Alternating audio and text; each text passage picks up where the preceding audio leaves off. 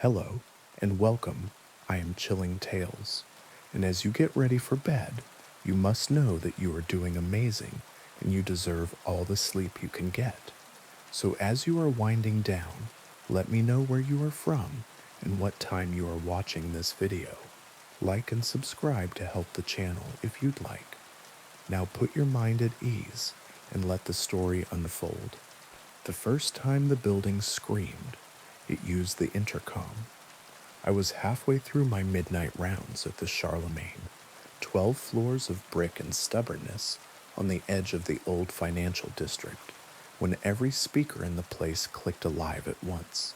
Usually the intercom coughs and clears its throat before it learns what to say. That night it found a pitch it liked and held it. The sound wasn't words, it was the absence of them stretched thin until they cut. Tenants opened their doors on chains and looked at me like I had promised them. Quiet and was now breaking contract. Somewhere a baby started crying, and the crying didn't stop when the sound did. It dwindled slowly like a coin spinning down on a counter and left an echo in the lobby that made me feel like I was listening to a recording of my own breathing.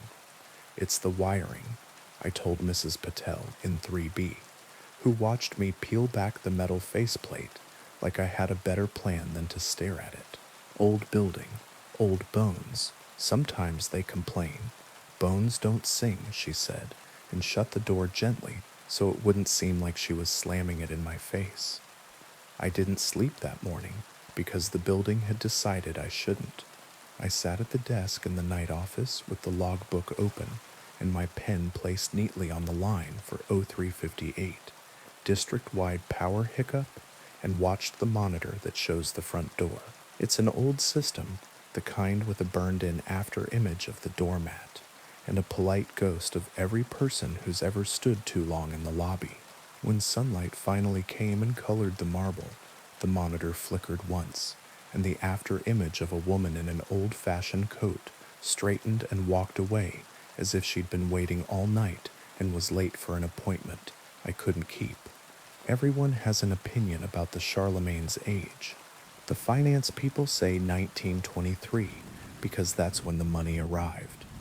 The romantics say 1899 because the cornies mean something to them. The plumbers say 1978 because that's when the last sensible person touched the main.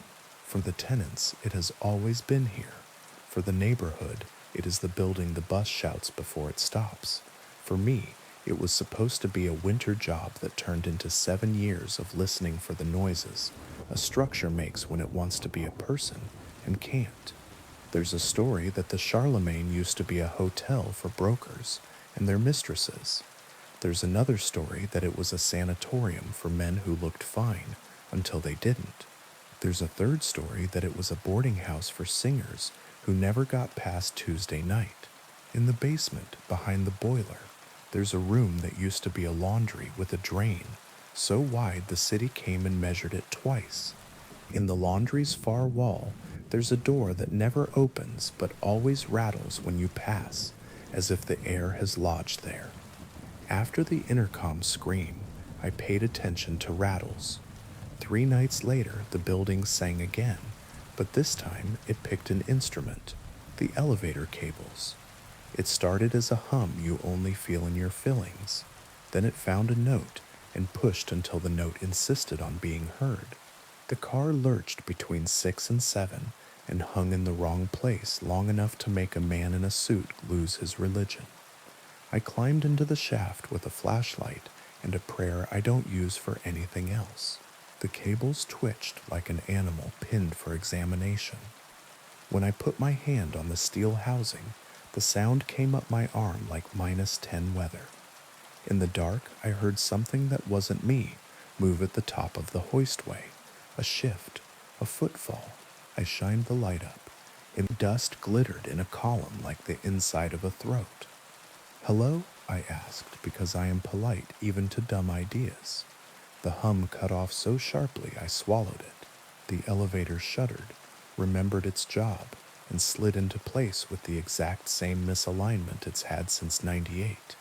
In the morning, Mr. Dunning from 7F died in his armchair. He had been 87 and industrious about pretending not to be.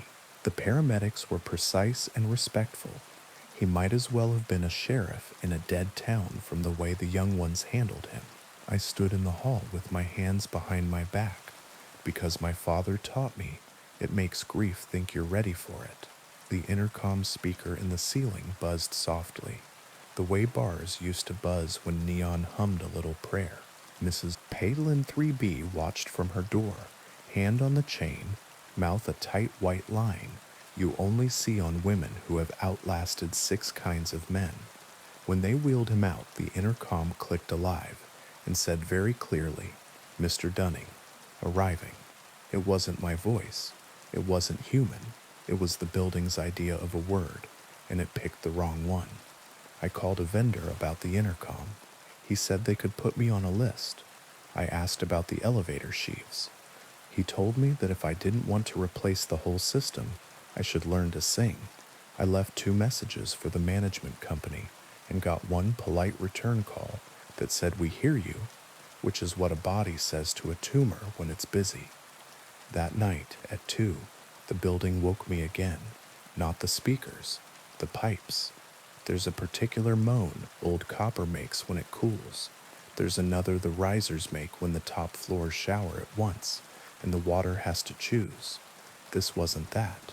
This was every elbow and union and sag in the whole system, inhaling at once. Then the building exhaled a sound so low, I had to put my ear to the radiator to know it wasn't my heart. Mia in 12E called the desk. She is the type of person who uses my name when she's asking for something and nothing when she's done. "The apartment is crying," she said without preamble. "Steam heat does that," I said, sitting up. "The couch springs have learned my shape too well. It's old. It remembers things it shouldn't." "No," she said. "It said my mother's name." "Names travel," I told her. "Through the pipes, through the shafts, someone on another floor. No one else knows it." She breathed, and the phone did a small, sympathetic click. "The old one, the one we don't say, because we started a new life." "Do you want me to come up?" "No," she said quickly, and then softer. "Yes, I took the stairs, because elevators make me feel watched now. The hallway on 12 holds sound like a chapel." Mia's door was open, chain off, which meant she wasn't thinking about safety anymore. She stood in the center of her living room, arms crossed tight, as if her ribs had promised to hold her together. The radiator in the corner was hot enough to be a sin. It hissed with effort, like an old man dressed too warm on a spring day. In the hiss, a breath, and then Anya. Mia covered her mouth. I went over and laid my palm on the iron.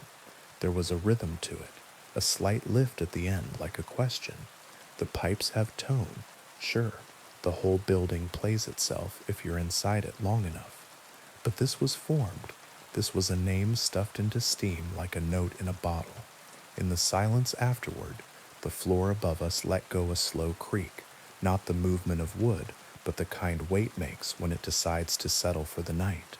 I looked up and saw in the ceiling stain by the window a shape I had never noticed, a woman's hair, or a tide that had chosen a direction. Mia said, "How long will this go on?" And I told her a lie I thought she could spend. "It was cold tonight. It will stop. The building complains when the weather changes." "I changed," she said, without looking at me. I started keeping a list of the building's noises, not the usual, those I keep anyway, because if you don't write down what happens the same way every day, it grows teeth. The list had a column for time, one for location, one for what the sound sounded like before I told myself it was pipes. Intercom scream, 0358, building wide. Cable hum, 0112. Elevator hoistway, radiator whisper, 02912E. Anya. I didn't add Mr. Dunning's death because you should not let buildings make your lists for you. The Charlemagne didn't care whether I wrote it down. It had its own list. 2 days after the pipe spoke Mia's old name, something woke me again. Noises learn you If you listen too hard, then they use themselves on you. The lobby camera showed the front door easing open without hands. Wind does that. There's a trick to old doors where the pressure and the hinge play a game, and the wideness of the hall invites. The door swung to, slow and ceremonial, then closed. The doormat shifted as if something had brushed it with a knee-length coat. A single gray hair blew across the tile and got stuck on the brass strip. On 7, the elevator sighed itself into place. On 6, a child cried once in his sleep. On 3, water moved behind a wall as if a person had leaned there to listen. On 9, the phone in the hall outside 9A, God knows why we still keep a hall phone on 9, rang once and kept the idea of ringing long after the sound died. At 4:14, the intercom popped twice and said perfectly clearly, "Don't answer the door." My hand was already on the knob to go check the lobby. I let go of it the way you let go of a stove when you realize it's on. I stood in the night office and listened to empty air, willing it to have nothing else to say. Across the hall, the bulletin board with outages and please break down your boxes and notice of annual lint trap clean had a new sheet pinned under a push pin with a bent head, a rectangle of paper cut from lined notebook, the edges ragged in the way a person's teeth rag a piece when they are trying to rip and keep it straight. On it, in a hand I didn't recognize, "She calls before." I took it down and held it under the desk lamp, like a cop in a movie I don't believe in. The ink had bled in 2 spots, tears or careless. In the bottom right corner, tiny and careful, 12E. I went upstairs. Mia's door was closed, chain on. I knocked once with the softness of someone who knows doors and their limits. She didn't answer. Through the wood, I heard the slow turn of someone's foot on the floorboards, and then the deliberate nothing people make when they decide to pretend they aren't home. The city has a notion of itself in the small hours. It's not the one the tourism board prints. It's the shape of light on a cracked tile. It's the sound of a bus kneeling for a person who changes their mind. It's the man in the vestibule across the street who always reads the sports page first, even if the headline is about a war. The Charlemagne learned that shape and started wearing it. The list grew. 013, stairwell B, 3rd floor landing, whispers between banister and wall, tell her, then noise from the pipe. 0158, intercom selective, 6F only, baby monitor static, no baby in building in 6. 0247, basement, laundry drain, echo of wind where no wind should be, rattle of the sealed door, 30 seconds later. 0322 7F, vacant, radio station from nowhere, the old big band hour cut mid-chorus. 0359 building wide, pressure drop, lungs of the building breath in, intercom coughs but does not speak. I asked the daytime super to listen to the recordings. Old concrete, he said. It holds the old station broadcasts. We did this in '04 when the Riverlight building started singing Patsy Cline into the water heater. Don't get poetic. I called my mother because mothers are the saints of dumb calls. Have you ever heard of a banshee? I asked, not because I believe in the old country we never lived in, but because naming is a tool, except not one that wails outside a cottage door, one that uses what's available. Every building, my mother said, pragmatically, has a widow. That's the person who knows where the sound comes from. Find her and bring her a chair. What if the widow isn't a person? I asked. She still needs a chair, my mother said, and hung up to make soup for people who refused to ask. I carried a chair to the basement and set it near the drain, far enough that it wouldn't get wet if the old steam traps spit, close enough that the rattling door could see it if seeing happened in the dark. I sat. I told the room the names of tools the way I say them to apprentices. Here is a strap wrench. Here is a length of pipe. Here is the hammer you do not call a hammer because words make habits, and habits make slips. After a long time, the rattle softened, and someone I couldn't see took a breath that made the dust lift off the chair as if a hand had brushed it. Mrs. Dunning, I said, because the building had started using the names of our dead, and I wanted to offer back a name that made sense. You don't have to stay. The drain sighed and resumed being a circle cut in concrete. The third week, Mia left 12E. She didn't tell me. People don't. When they fear I'll talk them out of it or into it. The moving truck showed, and I stood by the door holding the pad to keep it from slamming, because the door slams when it thinks you're making a mistake. She came down last with a duffel and the notebook paper sign that said "Esh-E calls" before folded into a small, dense square. She didn't look at me. I didn't make her. The elevator insisted on stopping 2 inches low. She stepped over it without swearing, which told me how tired she was. 2 nights later, 12E phoned the desk. I answered, not thinking. The line carried wind from far away, the specific sound of a stairwell when no one is in it, a breath. My name, spoken like a person practicing what a mouth could do. Arriving, the intercom said behind me. Who is this? I asked, which is the wrong question when calling has already chosen you. The line clicked and left the idea of being open. In 12E, the hallway light flickered twice. Slow, a shadow passed across the door like a person deciding not to knock. At 0302, someone pounded on 10A hard enough to clock the jam. I got there sweating and half-booted, keys in my hand as if they were more than shaped metal. Mr. Trone cracked the door and looked at me like it had done him a private wrong. Who? I asked. A woman with hair all the way down, he said, pantomiming with a hand to his scalp. She did not ask to be let in. She told me to open. What did she tell you? She told me, he said carefully, that she had come to tell me a thing I already knew. He looked over his shoulder into the dark. I did not let her. On the monitor for the front door, long hair blurred across the glass. The doormat lifted and settled. The door swung, then settled again. The elevator hardware on the roof made one emphatic clank like a cymbal. The call sheet in my pocket had Mr. Tromeun's name, circled from the afternoon, when he told me he had an appointment Tuesday. Oncology, joking voice, eyes like someone reading a recipe, and not for cookies. I wrote in the log, because writing is a way to stay polite when you're talking to death. 0302, knock 10A, did not open. That morning, Mr. Who's sister rang the bell and walked in like a person who belongs. She had on new shoes, and the kind of coat people keep for a wedding or a final appointment. She took the elevator without asking, and came down an hour later with a small bag and a face arranged carefully into an expression she wouldn't have liked to be caught with in public. She nodded at me the way you nod at the hungry, grateful, apologizing, and left.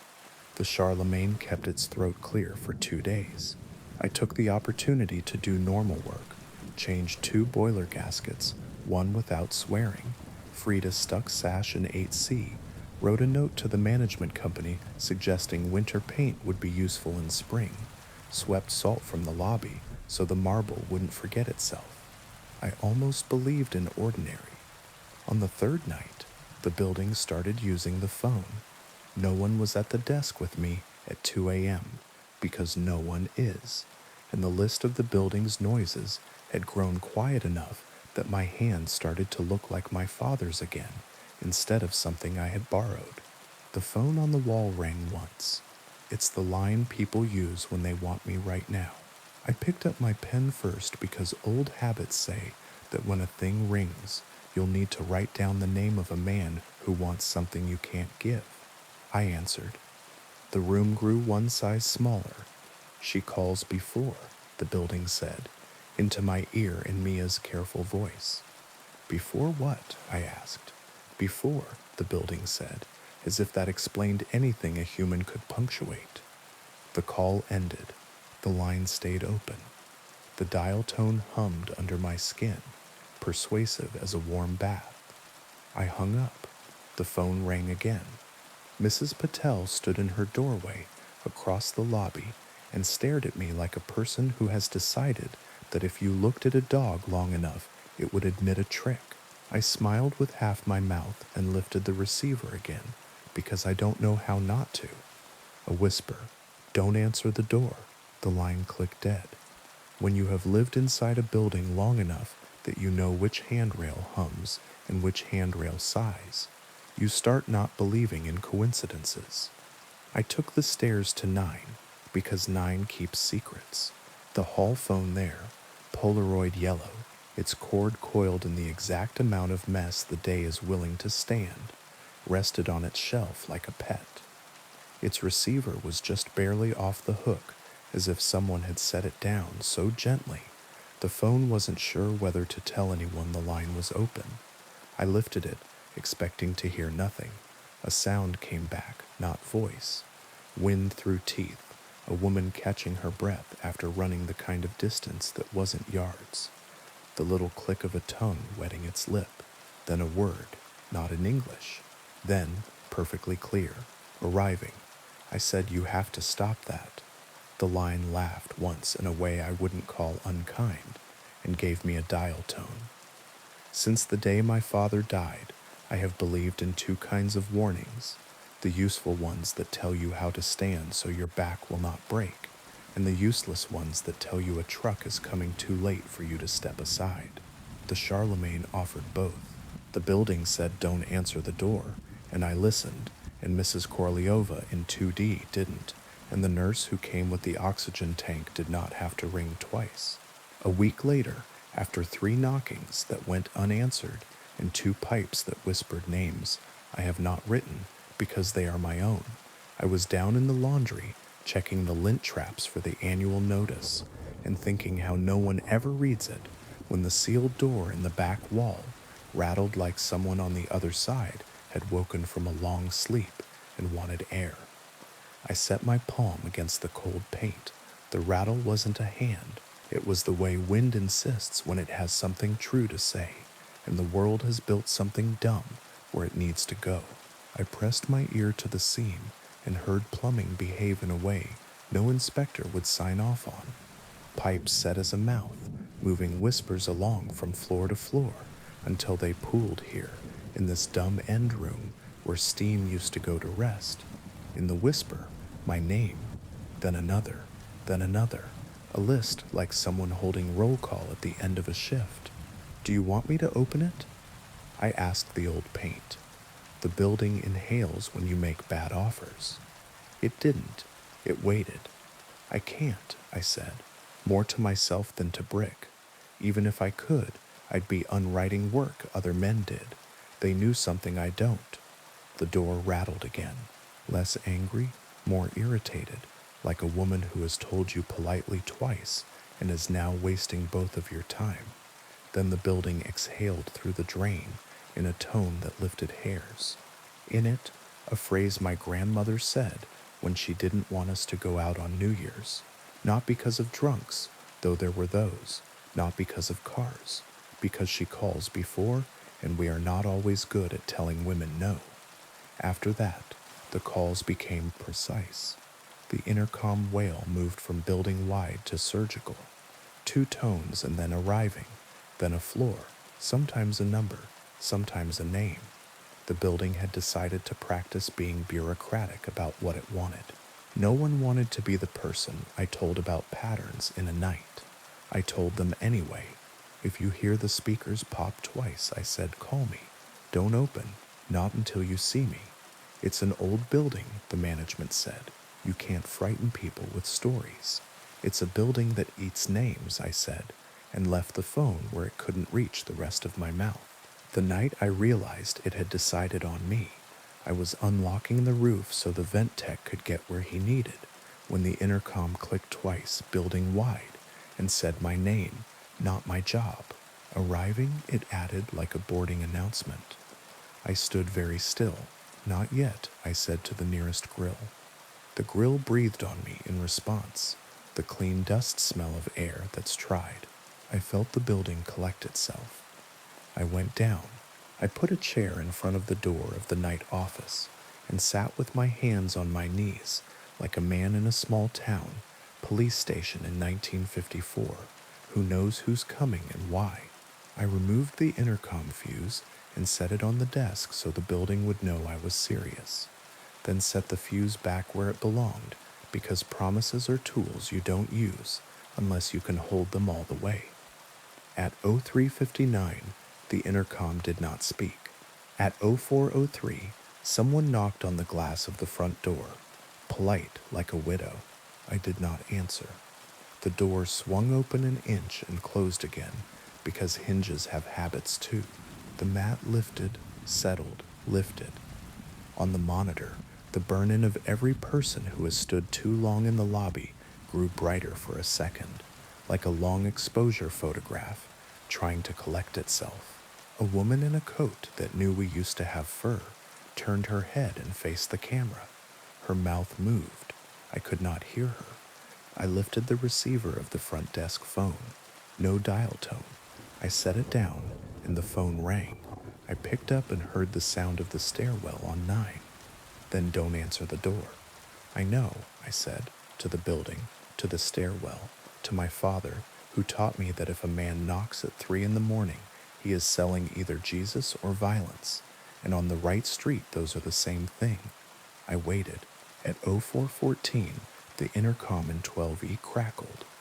The apartment Mia used to have, the one that still smelled faintly of rose soap when I'd fixed the sill last, and said in the careful voice the building had learned from her, "She calls before." The pipes breathed in, out. The drain in the basement sighed. The elevator twitched and stayed where I had told it to. The knock on the front door came again, the polite kind. Again, again. On the fourth knock, it lost patience, and the frame answered with a deep, low thud that made me think of trees that forget which direction is up. I stayed in the chair. The building stayed. At 04:25, the knock stopped. The doors to the mailboxes rattled in sequence like someone running their hand along a xylophone. A woman's hair crossed the lobby once, twice again, and then nothing. The phone breathed. The intercom slept. I waited until 05 to stand, because the shape of 4:30 belongs to the dead, and I didn't want to make a habit of violating their hour. When I did, the lobby smelled very faintly of rain, though nothing wet had come in from outside. The brass strip at the door had a single gray hair caught in it, and when I pinched it free, it crumbled like ash. At 6, the building did something I had never seen it do. It let morning in. The glass went the real color of dawn, cigarette paper, then tea. The marble remembered how to act expensive. The monitor lost some of its ghosts and showed only the doormat and the day. Mrs. Patel came down with a bag she refused help with, because refusing help has kept her alive a long time. She looked at me, and for the first time since intercom scream night, smiled with her whole face. "What did you do?" she asked. "Sat." I said, "Good." She said, "Men get up to make a mess. The Charlemagne has not stopped calling since. It doesn't call every night, and it doesn't always ask for anyone we know. Sometimes it says a name that belongs to a person no one remembers, until someone in 4C says she had that teacher in 2nd grade who wore her hair high and said the names of birds in a way no man could stand. Sometimes it says a floor, and we all wait, and nothing happens, and you'd be a fool to think that's the good kind. Sometimes it whispers into the pipes in the stairwells and the hall phone on 9, and sometimes it offers no warning, and an apartment gets very quiet, and a person sits down, and the city grows one grief heavier and one voice louder when it asks for quiet. But it doesn't come in when we don't open. If you rent at the Charlemagne, I will tell you the rules the day you sign, because property managers print rules that matter to insurance, and I print rules that matter to staying. If the intercom pops twice, call me. If it says a name, don't repeat it. Names carry better when you lend them breath. If something knocks softly, look through the peephole, but don't look out the lens. Look at the frame, The frame will tell you if there's weight on the other side. If you hear a woman's hair move across the door and it sounds exactly like your mother's when she shook rain out of it in the kitchen, make tea and wait for it to stop. If the elevator hums, take the stairs. If the hall phone rings on 9, let it. I will answer. I have the kind of ear the building prefers. I don't always like that, but I'm here. If you need to leave, leave quickly and take nothing that teaches the building your weight. If you have to stay, bring a chair. Sit somewhere the building can see you. Be patient. Fill a room with the names of tools and soups and street corners until the night remembers how ordinary it can be when it tries. If you must cry, cry at 5. 4:30 belongs to other business. We hung a small brass plate by the front door last week. The board approved it after arguing about fonts. It doesn't say Charlemagne or no bicycles in lobby, or even built 1923, like the finance men crave. It says, don't answer the door, and then, beneath, in smaller letters, a lawyer will pretend are a joke. She calls before. Most nights the plate is just a plate. Some nights, if you look at the lobby camera, when the intercom sleeps and the drains take their own kind of breath, you'll see the burn-in of a woman in a coat. Read the plate carefully, as if she's decided to be polite about it, and step back into the glass. Then the doormat will lift and settle, and the marble will warm under the idea of morning, and we'll begin again with laundry and packages, and boilers, and a hand-run vacuum, because machines wake ghosts, and someone somewhere in the neighborhood will tell a story about a banshee with an old voice. They're wrong about the voice, but they're not wrong about the telling. Now, on to the next story. The first time I heard the station call a stop that doesn't exist, I thought I was mishearing my own voice. The graveyard shift in central control isn't glamorous. It's a room that smells like warm plastic and old coffee, half lit so the wall of monitors wears the city like a dim aquarium. I sit under a map that pulses with tiny lights, trains as fireflies, power blocks as bones. Between midnight and 5, it's mostly ballast, a few last runs rattling home, a lot of empty track, and in between the city's heartbeat, learning to keep quiet. Next stop, Marrow Street. Doors open on the left. I had just finished the 0210 slate of automated announcements. Delay on the blue, elevator out at East Market. Mind the gap if you still believe in poetry. My finger hovered over the console touchpad, the way it does when you're done with a thing, but not ready to admit it. The speakers that run our internal feed murmured with the uninteresting sounds of a station at night. Hum, draft, a distant cough. Then that, my voice saying a name I've never recorded, for a stop our map has never carried. I pulled up the list of all scheduled stations, as if software could argue with what my ears had just taken in. The list is tidy. We have the stations we have. The ghosts live in the hallways, not in the database. A camera at platform 2 of Kingfisher flickered. The platform was empty, except for a man whose jacket made him look like a plastic bag caught on a fence.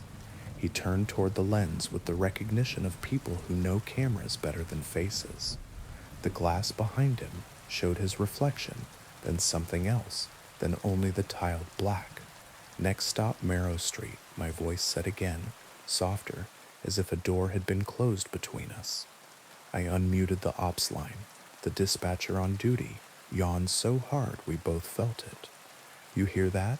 I asked. Hear what?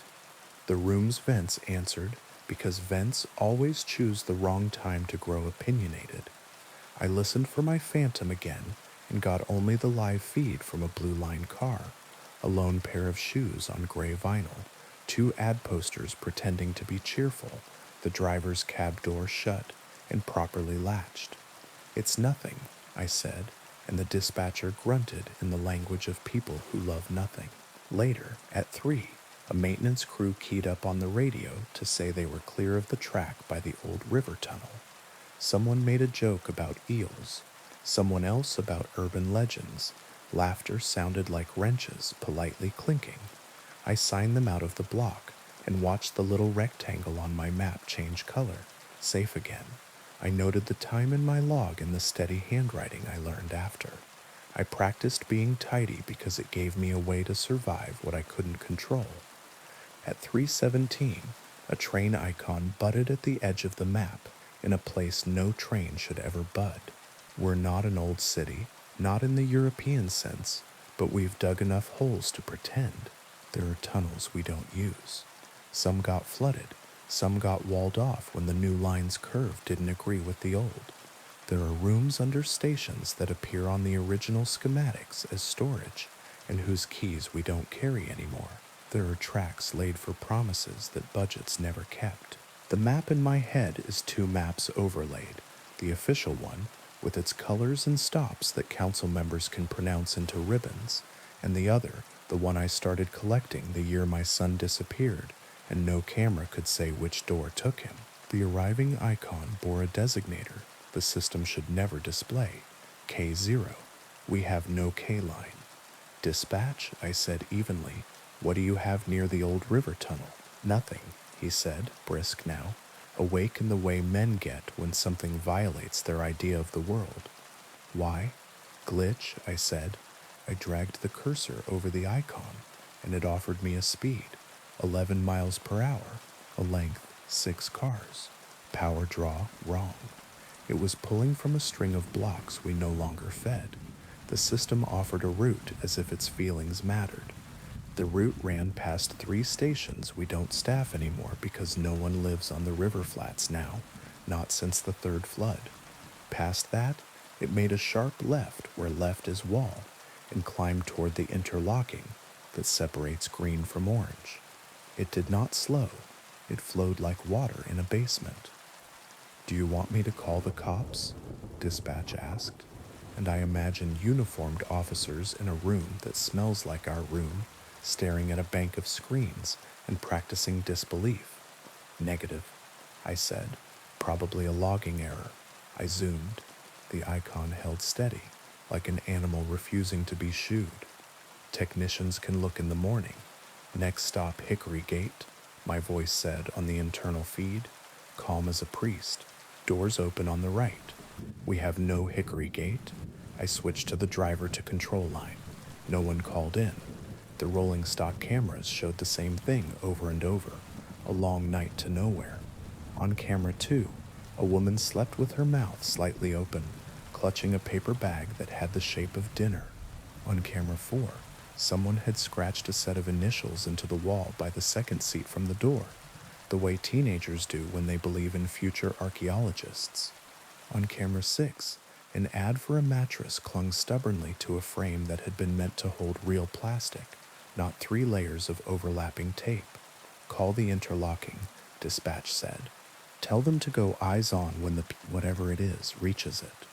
Copy, I said. Then, because there are chores that keep terror from finding your throat, I wrote a maintenance ticket for a flickering light at beach.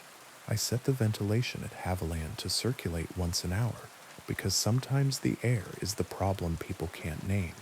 I ticked time forward a minute with my fingertip and watched the K0 get nearer to a place we control. In the corner of the room, under the map and its polite pulsing, sits a shelf of things lost. Not the big lost and found, that's at Central Station, open weekdays 10 to 4, guarded by a woman named Nisha, who remembers children by what they loved enough to misplace. This is the other lost, the things night people scoop from platforms and stairwells between trains, because sometimes objects scare the daylight crew, and sometimes the daylight crew scares the objects. A cracked pair of glasses, a scarf that smells like wet wool even when it's dry, a child's shoe with a Velcro strap that never quite learned to stick, a plastic ring, a toy phone. I pick things up. That's how my right hand stays busy when the left is counting minutes. The toy phone weighs almost nothing. It's meant for a toddler. Big buttons with pictures instead of numbers. A tiny speaker that chirps when you press the star. A face sticker rubbed half off. It has no battery compartment. It has never had one. Press the star and it chirps anyway. When the K0 reached the interlocking, the camera there showed what I expected and hated: nothing. Track, the red eyes of signal aspect as if it were holding its breath for an express that never runs at this hour. The wall beyond, stained in a certain way because water, like rumor, finds the same paths over and over. I toggled the light control for the next station in line. The station lights came up like a nervous laugh. The internal feed said, in my voice, "Next stop, Ashdown. Doors open on the left." Ashdown is on the map, but no train had asked permission to enter it. I pulled up the power monitor and watched the draw dip and surge like a heartbeat that doesn't understand itself. Interlocking control, a new voice crackled into my ear. "This is not funny." "Agreed," I said. "Do you have any eyes inbound?" "A camera," she said. "And Vic, who doesn't get paid enough to believe in ghosts." Dead air. Then, more softly, "It's on the board but not on the rails. Can you put it in my hands?" I knew what she meant. Sometimes the software uses old expectations to keep itself from crashing. Sometimes you can shepherd it better if you give it a place to land. "I can clear the block if no movement detected." "That's not what I asked," she said. "I know," I said. "Next stop, Marrow Street." My voice said, too calm to be true. "Doors open on the left." I have a son. Have. The grammar depends on the hour. He was 4 when he loved trains the way other boys love fire trucks. He pressed his palms to the windows at Central and named colors like spells. He would not sit on my lap if the bench had gum underneath, because he liked beginnings more than middles. On a Tuesday in March, the kind with rain that has forgotten what temperature is, he and his mother rode into the museum and back. On the way back, between stops, a door light tripped, and the driver held at a station not on their route. The records say that. The driver opened, closed, no incident. The cameras show nothing but a small boy's handprint, where glass is colder than air. When the train rolled into our station after, he wasn't on it anymore. We had his name on the news for 3 weeks. People messaged me with sympathy after it became clear that your name makes good paper for a month and bad paper for the rest of your life. My ex-wife moved to a city with fewer tunnels. I stayed here and learned how the map hums when it's trying to solve a problem it can't admit exists. "Where would you like to receive it?" I asked. "The center pocket," interlocking control said. "Behind the school construction. If it exists, it'll hate that." "Copy," I said, and told the map the lie it wanted. "This is a train. I am clearing its way." The K0 took the path politely, like a man who tips badly but holds a door. "Next stop, Hickory Gate," my voice said again. It made my teeth hurt. "Doors open on the right." Dispatch breathed in my ear. "You're not?" "No." I said, "I'm not." "Then who?" "I don't know," I said, and let the unknown sit between us like a sleeping dog you refuse to step over. "We're receiving 202. 202 shows your train clocking into a block. It didn't. The software does this when it can't tell you something directly, because it would break its own rules to do it. It flags, instead, the fact that time did not pass the way it thinks it should, which is the bravest thing a machine can do. "Do you want me to kill power?" Dispatch asked, and I imagined the city above me sighing as the neon goes thin. "Hold," I said. "If this was a malfunction, power cycling might bury it. If it wasn't, power cycling might invite it closer.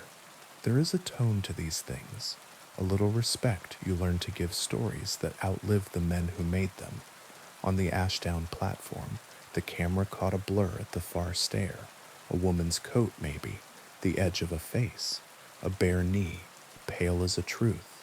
She stopped when the station lights came up, turned as if she had been caught in her own kitchen at night. She held something small, the way a person carries a sandwich, or a kitten, or a phone. She was older than the last time I saw her. She is older than me now, in the pictures on the mantel. I closed my eyes and opened them again, because you are allowed that much magic in a room with a map. Next stop, Marrow Street. Doors open on the left. The K0 icon reached the pocket we had offered it. It paused. The camera showed only the pocket track's oil slick shine, as if someone had set a mirror face down.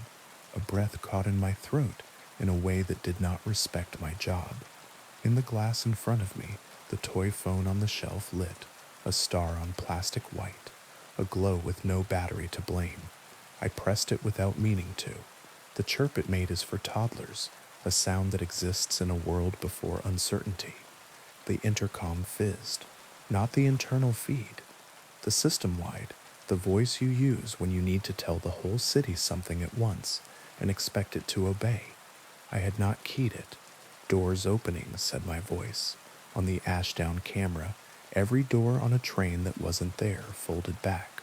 Passengers don't fall for magic the way movies tell you they do.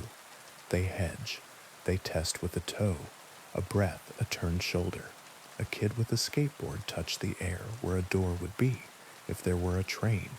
A woman pulled her purse closer to her chest, turned away, and then turned back, as if fear's hand on her shoulder had become rude. Someone laughed. Someone else said God without meaning anything ecclesiastical by it. On camera 3 in the Blue Line train, I had been watching earlier. The sleeping woman stirred. She lifted her head, blinked, cursed a soft local curse. The ad for the mattress promised less insomnia if you settled your debt to foam. The child's faces on the ad looked like they were asleep, so they could sell to mothers. Doors closing, my voice said, kind as surgery. On the Ashdown platform, a small boy, 4, 5, ran between his mother's knees, the way my son used to when he wanted to turn a no into a yes, trusting entirely the hallway a body can make. He ran into the light and did not hit anything and vanished in the specific way you want to believe. No child can. His mother screamed, not a movie scream, the sound a person makes when the train leaves, with the part of you it never had permission to take. I stood. The chair rolled backward and banged the shelf. The toy phone slid and fell and didn't hit the ground. It hung in the air for an extra full second, like it was waiting for a hand to catch it from the other side. Then it dropped, light as a candy wrapper. Kill power, I said, and dispatch swore. Power cycling a system in motion takes a checklist longer than the time you spend on it. He threw 3 breakers anyway. The hum in the room changed pitch like a hive that just remembered it was bees. Lights on 2 stations hiccuped and came back sulky. My board went dark, then warm. On the Ashdown camera, the woman fell to her knees and slapped her palms on nothing and left warmth on air the way candles leave on photographs. You can't do that, the interlocking op said in the cool tone of someone who can't afford to cry. You can't take the whole city out on a hunch. It's not a hunch, I said, and the toy phone in my hand pressed the star by itself and chirped like a heart monitor. The K0 icon vanished. The software offered a balloon of text. Ghost train cleared, then swallowed it politely as if to apologize for its joke. The monitors returned to their aquarium. Empty tracks, the occasional janitor, a rat practicing stairs. Dispatch muttered about reports and reprimands, and he would cover for me, and please don't ever ask him to do that again.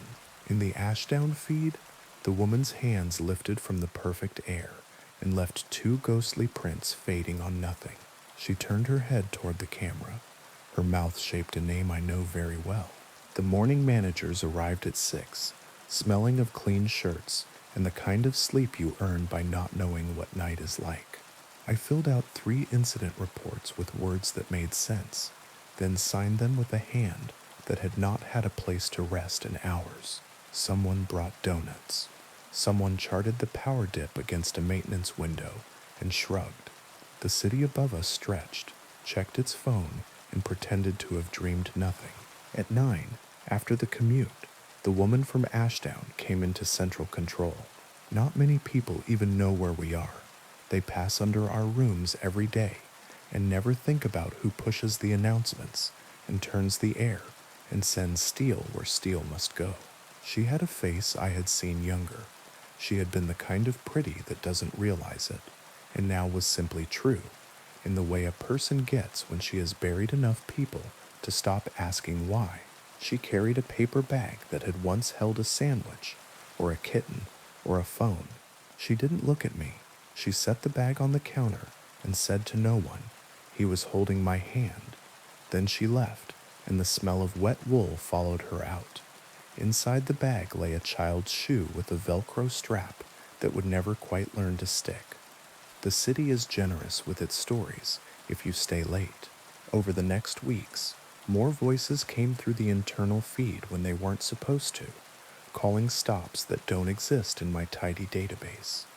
Hickory Gate again, a station called Unthink, a place called South March, that old maps list as a marsh. K0 rolled its impossible route 3 more times, always after 3, never at the top of the hour. We learned its habits and it learned ours. When it called doors, it wasn't only for the lost. Sometimes it took fear, sometimes it gave it back. Once a man put his palms to the space where a car should be and stepped backward as if something had nudged his knees. Once a dog bristled and then lay down, obedient to a whistle we couldn't hear. I do the brave thing now when it comes. I don't fight it with breakers, not unless someone is about to give the night what it cannot return. I open the right yards so it will hate them and pass. I light the wrong platforms so it will miss. I speak into my own microphone and fill the city with useless inventory, a clock that's 3 minutes slow, the names of bridges that don't exist anymore, smells the fans can't explain, so there is less room for the other voice to coil itself into the day. I never say my son's name out loud, not in the headphones, not in this room where the map loves names. Sometimes the toy phone lights by itself, and I put my palm over it, like you do a candle you mean to smother kindly. It warms my skin and pretends not to. Next stop, Marrow Street, my voice says on nights when I have not recorded anything, and somewhere under the river where the concrete sweats and paint remembers flood, a 6-car nothing rides along a track we didn't lay, carrying everyone it's owed. The city will tell you there is no K-line. The city is technically correct. The K-line is a habit the tunnels picked up from us, the way we want everything to be aligned with stops and starts. But habits are real. They make routes with or without your permission. The night has its own signage. The walls have their own way of reading maps. If you hear my voice call a station you can't find, don't follow it. If something like a door opens where no train waits, take a step back and find a human hand to hold. If you have a child with fingers like stars, put their palms on windows you trust and teach them to say the names of colors like spells, but keep a hand on their shoulder when the train says there's a shortcut. And if you have lost something that answers when the internal feed says a stop you've never ridden to, do not come to the platform alone. Bring someone who believes in inventory. Bring a person who can list what's in their pockets without looking. Keys, receipt, a coin from a country they have never seen. Bring something small that makes a noise that doesn't need a battery. Hold it in your hand. When the impossible doors open and the air exhales like a tunnel, remembering wind, press that star and make a toddler's chirp. Sometimes the night will blink, annoyed, like a driver caught at yellow who chooses red. Sometimes the doors will close on nothing, and the K0 will carry on, stubborn as a rumor, and sometimes, rarely, you will hear a small familiar laugh, like tape left on a radiator, and you will be forgiven for the way your knees go out. On my shelf under the polite pulsing map sits a paper bag and a shoe with a Velcro strap. Next to it, the toy phone, its face sticker half rubbed away by someone's thumb. When the lights in the room choose to go thin and the tunnels gather their own breath, I put my hand on the phone and feel the heat that plastic can hold if you let it, and I say into the mic, for everyone and no one, doors closing. The room waits. The city holds its map like a promise it's not sure it can keep. And somewhere below, in the pocket behind the construction that made us safe, steel rolls where steel shouldn't, and a small voice I know counts stops I've never learned, certain that if he gets to the right one, I'll be there, standing in a light that doesn't exist, offering my hand through air that remembers both of us. Now, on to the next story. The first time the shadow crossed the ridge, the bells in the church tower rang by themselves. They didn't clang in panic, they rang politely, as if announcing a visitor. That's how the old people in our village talk about it, like a guest you set a plate for, even though you know he won't eat. Nobody remembers when the shadow began, only that it's older than the road and younger than the river. It is seasonal and not. It comes with storms and also in clear weather. It stains roofs and faces. It chooses a house each time, rests on it until the walls learn to listen, and then moves on. The year it chose ours, my mother boiled basil and hung sprigs over the door. My father chalked a circle around the lintel and said a prayer in a language he only used when he spoke to sleep. I sat on the steps with my chin in my palms and watched the ridge, waiting for the light to do the wrong thing. It did. The shadow didn't fall from a cloud. It rose from the tree line as if the mountain were exhaling night in the middle of the day. It slid over fields and fences and chicken wire without touching any of them and settled on our roof with such gentleness. You could almost love it for how carefully it handled what it intended to ruin. Inside, the rooms went quiet, not the good quiet, the kind that makes plates heavy. You'll go to Aunt Marla, my mother told me, tying a scarf under my chin, even though I wasn't cold. You'll sleep there until it passes. I want to stay, I said, because stubbornness felt like love, and I had not yet learned the difference. My father looked at the ceiling as if sound might drip through it. You can stay tonight, he said finally, if you promise not to answer. Answer what? You'll know, he said. We ate early. The soup tasted like boiled nerves. In the corner, the old radio we never used anymore clicked on, hummed without finding a station, and clicked off again. The ceiling cracked in a new direction. Outside, our neighbor's dog lay down and placed its muzzle on its paws, as if it had been scolded by God. At dusk, the shadow thickened. It doesn't grow darker the way evening does. It grows denser, as if it's collecting itself for a thought. When full night came, the house stopped pretending to be anything but a mouth. We bedded in the front room. My mother slept with her shoes on. My father leaned against the wall with his eyes open, as if blinking were an invitation. I lay on the couch and counted the boards in the floor. It was easy math until it wasn't. Some boards doubled and others vanished, and I accepted it because one night is a long time to argue with wood. At some hour that will never belong to a clock, a knock came at the door. Not the door to the street, the door to the attic. We don't have a door to the attic. We have a pull string and a hatch that groans when you ask it to remember you. But that night, a door stood beneath the hatch, painted the exact color of our hallway, trimmed to match our house, fitted with a knob that reflected nothing at all. 3 polite knocks. My father shook his head at me before my muscles could decide to move. Don't answer, he mouthed. My mother crossed herself with a 4th finger I had never seen. The knocking came again, the polite rhythm that says neighbor, not stranger, that says help me move a chair, borrow a cup of sugar, tell me a story, let me in. I hear you, a voice said, muffled by wood and distance. I know you're awake. It wasn't a beggar's voice. It was the voice you use when you've arrived precisely on time to a place that owes you something. Who is it? I asked without saying the words. My father's face told me he heard them anyway. Don't answer, he said aloud, very softly, perhaps to the room, perhaps to the shadow, perhaps to whatever kept track of debts. We breathed together. The house breathed with us. The door to the attic waited the way a lake waits for movement. I remember you, the voice said, and the trouble with memory is that it makes liars out of gods and men. We were nobody to be remembered. We were a family with a leaking roof and a fence that leaned, but the voice said it the way a teacher says a name at roll call, as if attendance mattered. My father stood. The chalk circle around the lintel wasn't meant for attics, but he placed his palm there anyway, like a man checking his own temperature. This house is full, he said. Try the next. The voice made a sound like paper turning. This house is owed, it said.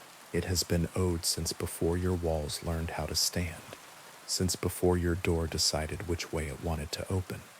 My mother reached into the stove with bare hands and drew out a coal that didn't hurt her. She placed it in the iron dish we use for salt on feast days. Its light was small and stubborn. It made the corners of the room sit up a little straighter. You can pass, she told the voice. You have our permission to cross the courtyard and leave our roof. The shadow doesn't ask permission, the voice said, and it would have sounded arrogant if it hadn't been so terribly true. The knob turned, not quickly, as if whoever stood on the other side were learning the shape of our handle. The door didn't open. The door learned patience.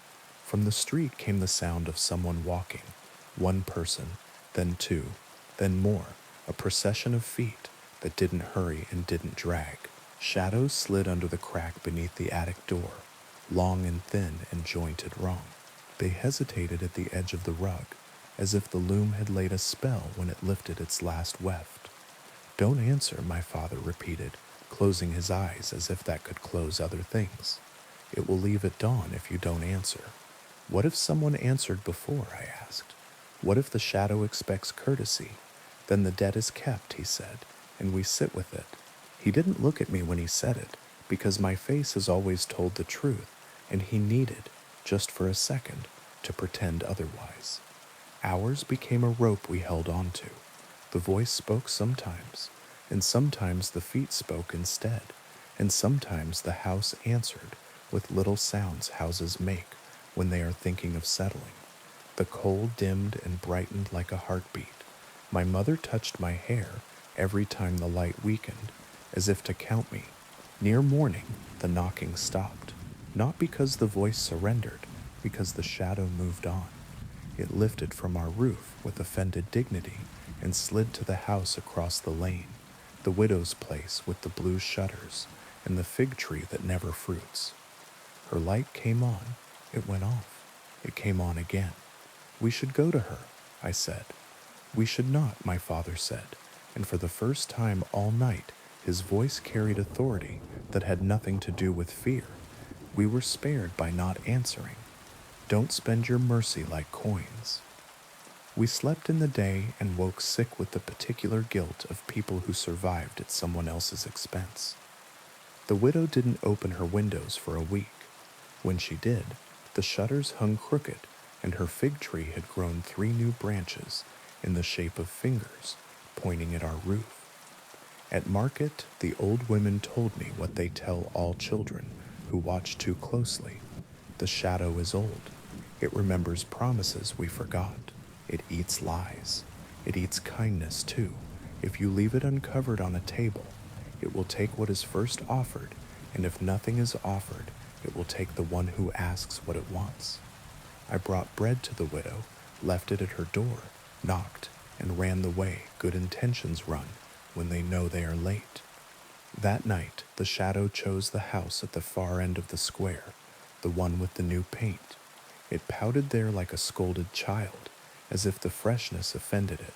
The family inside answered immediately, voices raised, questions asked. A radio turned up as if sound could be louder than what the roof was learning.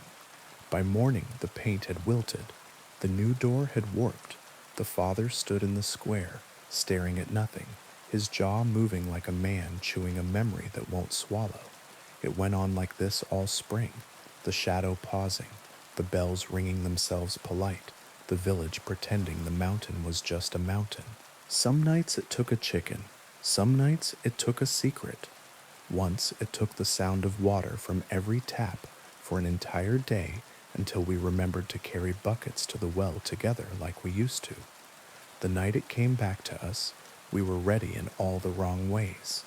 We had boiled new basil, we had chalked circles inside circles, we had collected coals in a bowl, as if light were cumulative. We had not prepared our mouths for silence.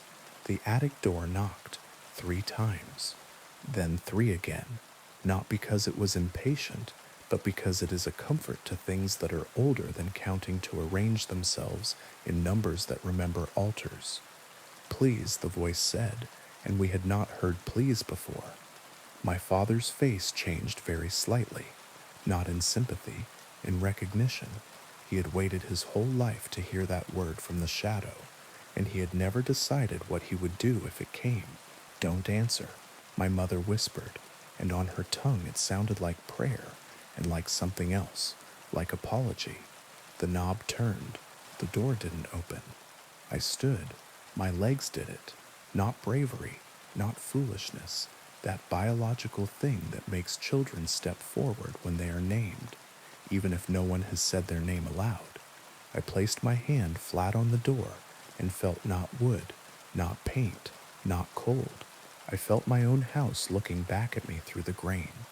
The years our table wobbled, and we propped it with folded paper. The winter the roof let snow in like sugar. The day my father sat with his head in his hands because the bank had a face, and that face did not like him. What do you want? I asked. The voice answered without moving air.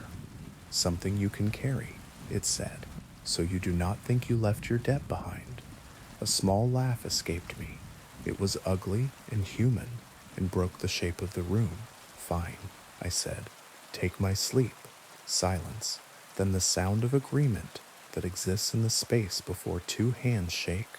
The knob cooled under my palm. The door receded into the hatch as if doors could be shy. The coal went out without smoke. Foolish, my mother said. One word. Fond as a slap that keeps you from stepping into the road. Wise, my father said, and I heard all the night he'd sat with his eyes open, stored inside the syllable. The shadow left at dawn. It took my sleep with it. It did not take my dreams. It left those because dreams belong to whoever has to carry them, not to the thing that made them heavier. For weeks I forgot how to close my eyes, and when I remembered, my body treated it as a bad habit. I watched the roof tiles of our house collect moonlight. I watched the square empty and fill. I counted the neighbors' breaths through open windows and learned which ones falter and which ones hold.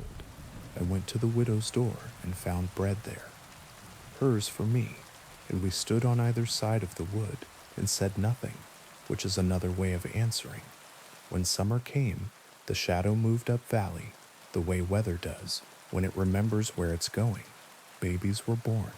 A cow died for reasons that had nothing to do with old debts and everything to do with the day being too hot. The river wrote its same letter across the stones and expected no reply.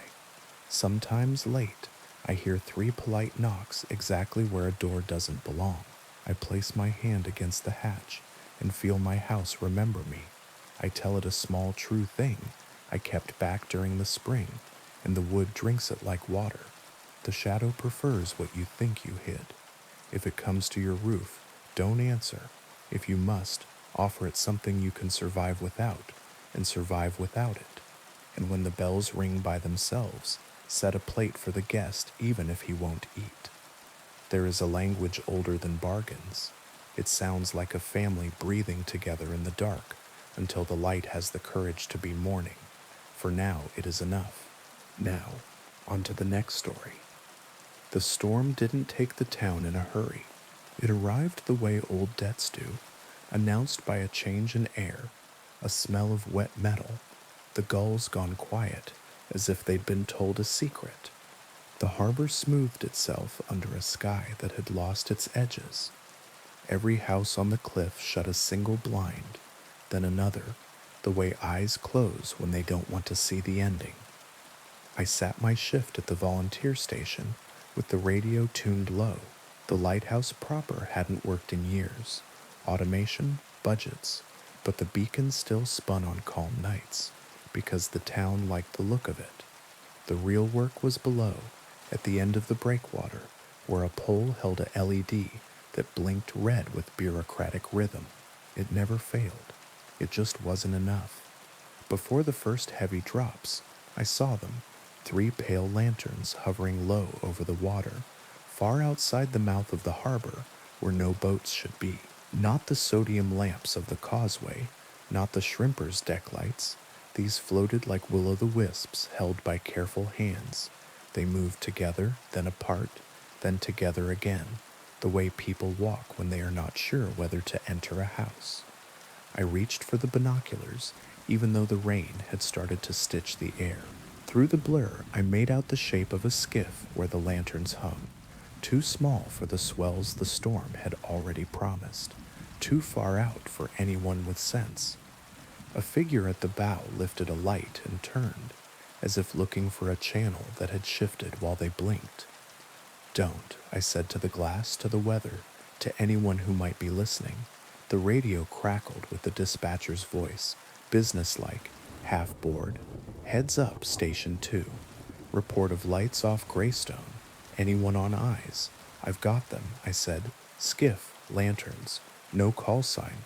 They're not coming in." "Not coming in, how?" "They're not finding us," I said, and wished I had a better word for what the ocean does when it reorders maps.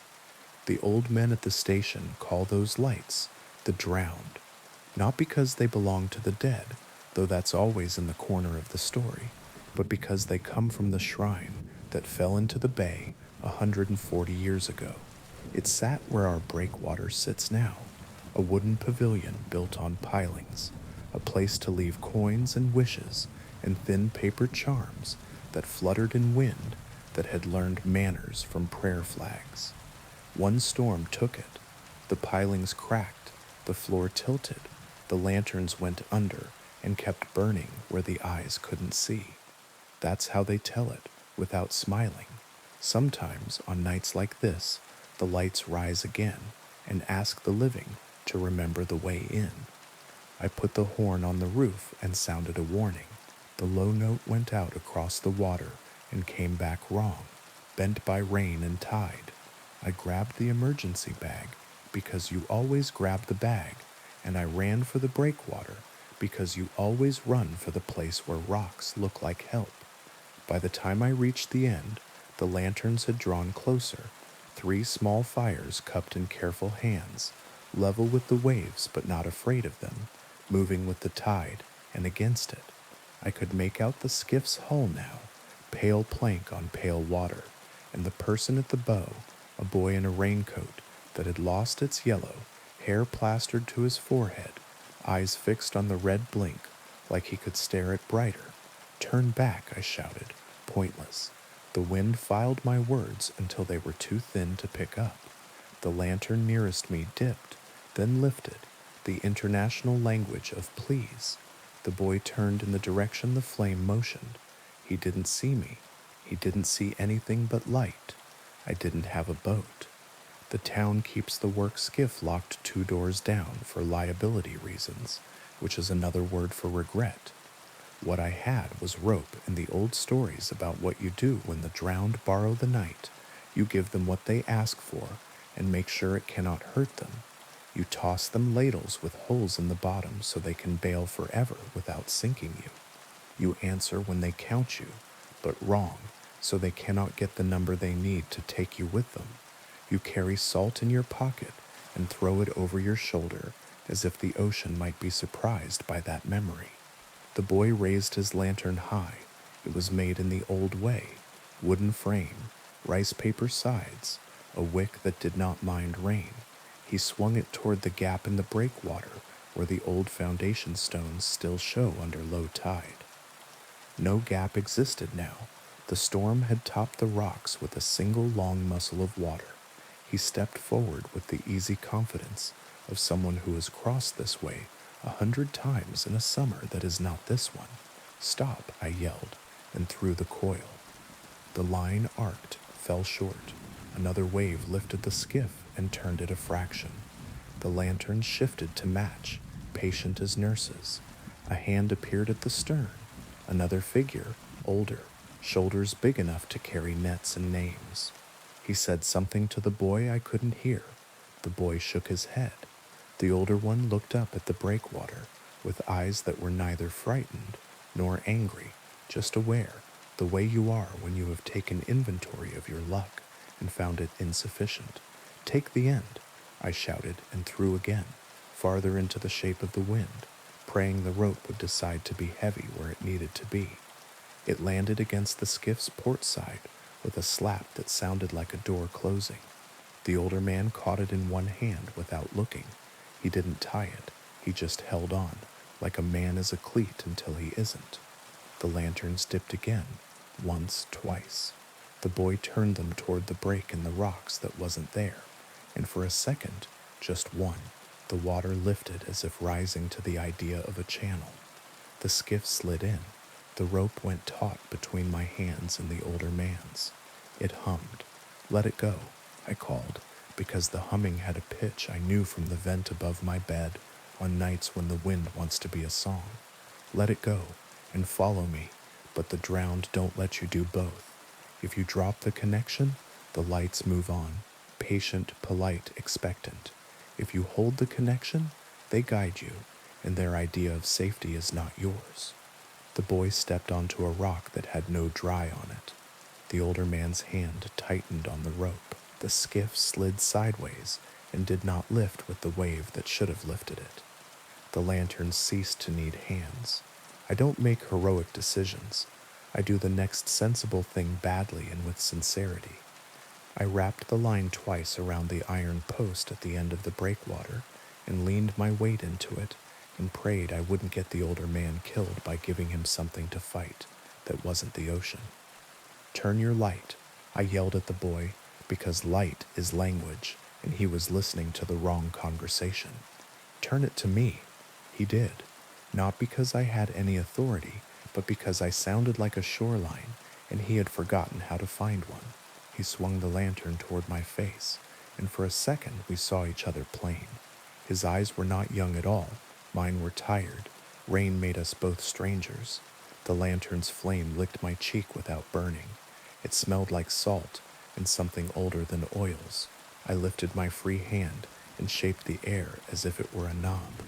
I turned the boy's lantern toward the red blink at the end of the pole, and then past it, to the left, where the channel actually ran tonight, which is not where it ran last week, and never where it plans to run tomorrow. It took him a moment to understand that I was asking him not to follow the light to the light, but to aim the light at the way. The older man read it first.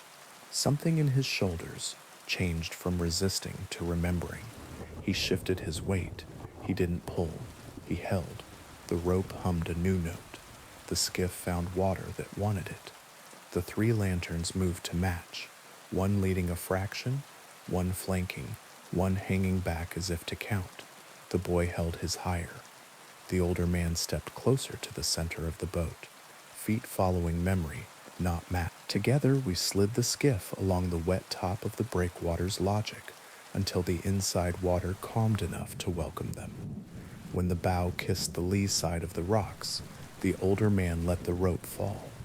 The boy's lantern guttered and flared, then burned steady. I dropped to my knees and hauled until the skiff's hull scraped the stones, and the boy stumbled into the small and particular gravity of safety. He looked at me like a person looks at a window after getting out of a locked room. The older man tied nothing, thanked no one. He was the kind of grateful the ocean approves of. Quiet, practical, already attending to the next thing. Behind them, outside the mouth, the three pale lanterns hovered a moment, then drew apart, then sank, slowly, as if reluctant to leave a conversation they had almost finished. The surface closed over them, as cleanly as a lid. The red blink resumed its rhythm. The storm decided to take itself more seriously, and began. We brought the skiff up the inside of the wall in quick, small pulls, the boy carrying his light like a child carries a cat, possessive, careful, reverent to a degree that does not admit reason. When we reached the inner dock, Neighbors gathered in that way, small towns do, all at once and out of nowhere, with blankets and questions. No one asked about the other lights. They knew better. Someone pressed a mug into the boy's hand. Someone else clapped the older man's shoulder and missed the way he flinched. Later, when the radio had finished with its relief and the checklist had been checked twice and the rain decided to become a wall rather than a suggestion, I went back to the end of the breakwater alone. The surface outside boiled with white in patterns only the old men could name. Somewhere under that muscle lay pilings that had once held the shrine, lantern hooks that had once held prayers, paper that had once held names. Somewhere under that, older still, lay the reasons any of us ask the sea to let us cross it, and the sea's slow answers. I tossed a handful of salt into the air because it was in my pocket, and because superstition is a promise you make to everything you can't fix. The wind took it and returned a little to my face, which is the sea's way of saying in you. The next morning, the boy's mother found me at the station with a pie and a letter in bad pen. The pie was necessary, the letter was not. It said nothing about lanterns. It didn't mention the way the rope hummed. It thanked me for being outside when someone was lost. He kept the lamp, she said, when I asked. His grandfather says it's ours. The older man was the boy's grandfather. Then, of course, carrying a skiff through rain is a heritage. He stood at the door while his daughter spoke. He didn't look inside. His hair had a new white in it, the kind storms paint when they need to leave a record. You'll see them again, he said flatly. Not a threat, a weather report, maybe for us, maybe not. I nodded. The pie smelled like cinnamon and apology. My hands ached where the rope had asked questions they answered poorly.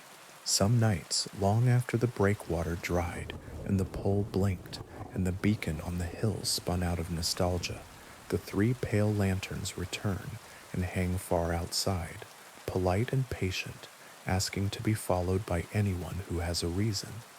I keep rope near the door. I keep salt in my pocket, not because it changes water, it doesn't, but because it changes me slightly, and that seems to be the bargain. If the lights want me, they will know my name the way the fog did. I will choose to stay, then choose again and again until the choice gains weight. If you see old light on new water, aim yours at the way, not the flame. Throw holes to the hands that ask, don't count correctly. And if a lantern rises dripping from a place where wood should not remember fire, treat it like a neighbor and not like a sign. The shrine still burns down there. Some prayers take longer to finish than others. On our side of the surface, we keep an eye on the channel and pretend the red blink is sufficient. On most nights it is. On the others, bring rope. Now, on to the next story. I didn't notice the missing mirrors until I'd been in the apartment a week. Sublets in this city come like hasty apologies. Too quick, a little insulting, and you take them anyway because you need them. A friend of a friend needed 3 months overseas, and I needed a place where my ex wouldn't know to knock. 12th floor, pre-war bones, good light, bad heat. I lugged 2 suitcases and a sewing machine up the narrow stairs because the elevator enjoys deciding, and told myself I could make anywhere livable if it had a table. I'm a tailor, nights mostly. People don't think they need clothes fixed until the evening an event eats them. I've hemmed prom dresses at midnight over a bathtub. I've stitched a tuxedo shoulder while a man repeated his vows into a hairbrush so he could get the tremble right. It's honest work and it keeps me near the hum of the city after hours. I like the hum. It sounds like survival. The apartment was furnished, IKEA pretending to be older than it is. A scratched oak table that had real weight when you leaned on it. Long windows facing the river that the air insisted still existed under the fog. What it didn't have, I realized on the 4th evening when I tried to check whether my eyeliner made me look like I'd slept, was a mirror, not in the bathroom, not behind the bedroom door, not the cheap courtesy square in the front hall most landlords leave. I laughed and propped my phone against a mug and practiced compromises. On the sixth night, a note slid under my door. We haven't met. Midnight fittings at Nocturne, if you still do house calls. Cash, Nocturne, was one of those clubs that look like wealth leaned against a wall and decided to take up smoking. Black door, silent doorman, the name in script you had to already know how to read. I'd never been inside. I'd hemmed two dresses on the sidewalk while a girl with an ankle tattoo cried with gratitude and handed me money like it was a secret. I texted the number at the bottom of the note and got an address with no apology for the hour.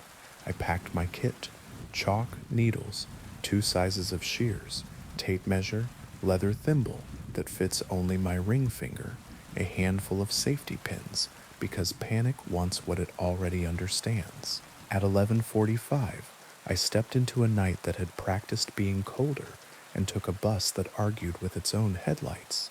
Nocturne's door opened as I approached, as if it had been waiting specifically for my footsteps to answer. The doorman nodded like we had a story between us and led me past a velvet rope that might as well have been a border. Inside, the air was money and mistake. The bar lights were low enough to keep people beautiful. The mirrors behind the bottles had been replaced by black glass. "Why?" I said to the bartender, because not saying names is a kind of refusal. He flicked his gaze toward the stairs and returned to polishing a glass he had already polished. I climbed. The upstairs rooms sat like ideas about privacy: curtains instead of doors, sofas that had seen restraint, a hallway runner that pretended it had never met a heel. At the end, a room with a closed door and taped on it neatly a strip of card that read "Why." I knocked. "Enter," a voice said. Not loud, not theatrical, tired and better at hiding it than most. Why was a woman in a black dress that had been stitched by someone who thought seams should be felt. Pale, not the anemic kind, more the expensive sort, like paper made from linen. Hair too dark to be natural at her age, but no lines around her mouth to tell you the age. She held herself like a person who has practiced not needing chairs. "The straps," she said, gesturing without looking at herself. "They fall. My tailor is indisposed." "I'm your tailor," I said, "because if you save people from embarrassment at midnight, they belong to you a little." "Tonight," she said. I measured. She stood still with a patience I don't get from most human beings. Skin cool, under the tape measure, perfume like old rain. When I pricked my finger and swore softly, everyone swears, but I apologize for it. Her eyes flicked to the dot of blood like a cat noticing a laser pointer. I put my finger in my mouth the way a child learns to. She smiled, not with kindness, and glanced away. "Do you always work at night?" she asked while I pinned. "Nights are when people figure out the fit was hope and not measurement." "Ah," she said, "clothes and lives, both." When I finished, she handed me twice what we'd agreed. "Tonight again," she said, neither question nor command, and I said, against the part of my better sense that lives in my hands, "Text me." She didn't. She sent another card under my door. The handwriting was printed, careful, the sort a schoolteacher drills into children who want to grow messy. The second note asked for shortening a coat. The third asked for the impossible: add fabric to a vintage dress. I told her vintage is never truly vintage. Anything that survived did so because it learned to stretch. She laughed without sound and poured me a drink I pretended to sip. When the club closed, she walked me out. It was nearly dawn. Nocturne's door pushed me into a street gray enough to erase faces. The doorman was gone. The light above the door had been blackened from the inside. The city in early morning reminded me of my ex's apartment after the last box leaves, edges and dust. "Do you live nearby?" I asked, because I am not above needing details to keep people real. "Close enough," she said. The hand she lifted to tuck her hair back underlined the presence of veins. The blue there glowed slightly, or maybe the streetlight insisted on finding something to illuminate. "You're good," she added. "You don't waste movement." "My teacher broke sticks over my wrists when I was 12, I said deadpan. "Taught me economy." She tilted her head, pleased or pitying. I couldn't tell. "Will you come tomorrow?" she asked. "Where?" "Home," she said, as if that were a shape the night could hold. The address she texted the next day was mine. I stared at my phone until the rattle in my walls, which has a schedule I pretend not to know, shook a memory loose. The first night I'd moved in, I'd found a box of nails under the sink that had been sorted by size with the care of moral certainty. The second night I'd found a drawer empty behind the stove, too clean, too intentional. The third night I'd discovered, when I ran my hand along the back of the bedroom closet, a panel that came away under my palm, not like a secret door, but like a direction the wall had been meaning to go. "Are you downstairs?" I texted. "Yes," she replied. "Do you live under me?" "Above," she wrote, and below. I opened my door. The hallway was empty the way a throat is empty between words. I looked both directions, because if you don't check, you'll be the person who tells the at last story wrong. A card slipped under my door while I had it open, cunning as a small animal. I bent to pick it up. "Bring a full-length mirror," it said in that careful hand. "If you have one." I thought about laughing and found I didn't know how to. I went hunting through thrift stores anyway that afternoon, asking for something every storekeeper told me they never got anymore. "People keep mirrors," a woman behind a counter told me over a cup of coffee that cost $2 in a city that considers that price antique. "Or they break them where they stand. Bad luck follows movers." Or, she lowered her voice like a choir, "someone's buying them up." In the end, I settled for a wardrobe door with a beveled glass set into it. It took two of us to carry it up the stairs.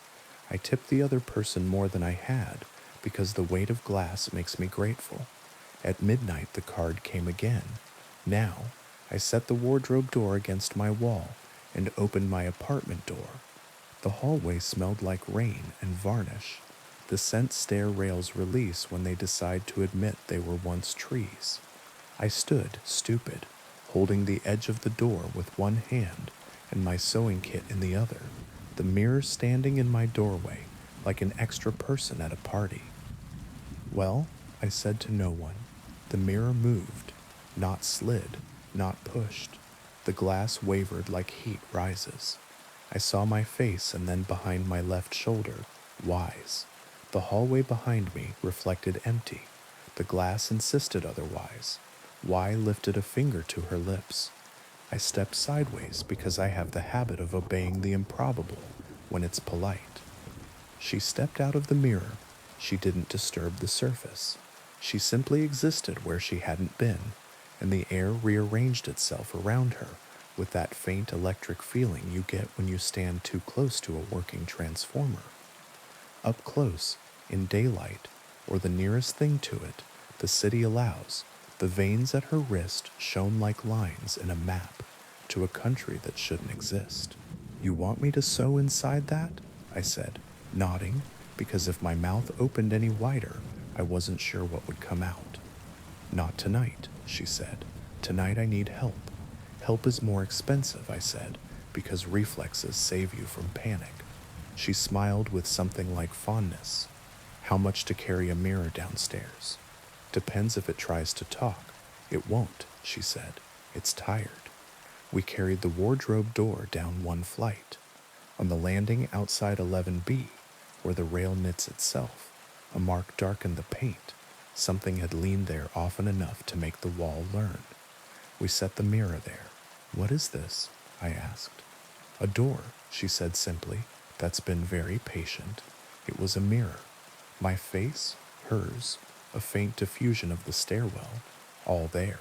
As I watched, the area that reflected the opposite landing went odd, the way a puddle in a hot street shakes. Pew put her palm flat to the glass. The only time I had seen a hand so pale touch something that gently was in my ex's grandmother's kitchen, where she would pat dough down as if she were apologizing. I reached up and put my hand next to hers. The glass was cool and mildly electric. It ticked under my palm like a clock. "Who's buying up the mirrors?" I asked, not because I thought the answer would help, but because words keep your mouth from asking worse questions. "We are," she said, "all of us. It's becoming difficult to find reflections that don't belong to other people." "Why?" "Because," she said, and the tick under my hand became a fume. "Doors close when they're told to. We tell them not to." The glass fogged under our hands, the way your breath fogs it when you are 12 and writing a name with your finger at a slumber party, and then cleared. The stairwell reflected back wrong. The shadows on the opposite landing slouched where no shadow should be. The banister's brass wore a scar it doesn't. Something moved on the other side, slow, patient, close to the ground, as if its knuckles dragged. "Don't open," Y said under her breath. "I don't open doors when someone tells me not to," I said, watching the other stairwell door blur between states. On our side, the building sighed, the long contented exhale of a radiator that remembers summer. On the other, a hand skittered onto the landing. Not a hand. The idea of one. Too many joints. The glass cooled abruptly. "Who's that?" I whispered. "A debt," Y said. "From before they named this place. We keep it out. Some of us better than others." "You're," I started, then stopped because there are words you don't say when a mirror is listening. "Husbandry," she said dryly. "Call it that. Of the night, of hungers, of doors. Pick the one that lets you sleep." The shape on the other landing retreated. The brass in the reflection lost its scar. The fog under our hands dissipated in a final delicate lace. Y lifted her palm. She had no print. The mirror held an after image of the both of us for a few seconds and then obeyed light again. "How many mirrors do you need?" I asked, useless and honest. "As many as we can manage," she said. "We seed them in places we live. We keep the day wearies and the night out. Sometimes, lately, the day wants the night too much and comes looking in glass." "You said you needed help," I said. "I do," she said, and did not look at me.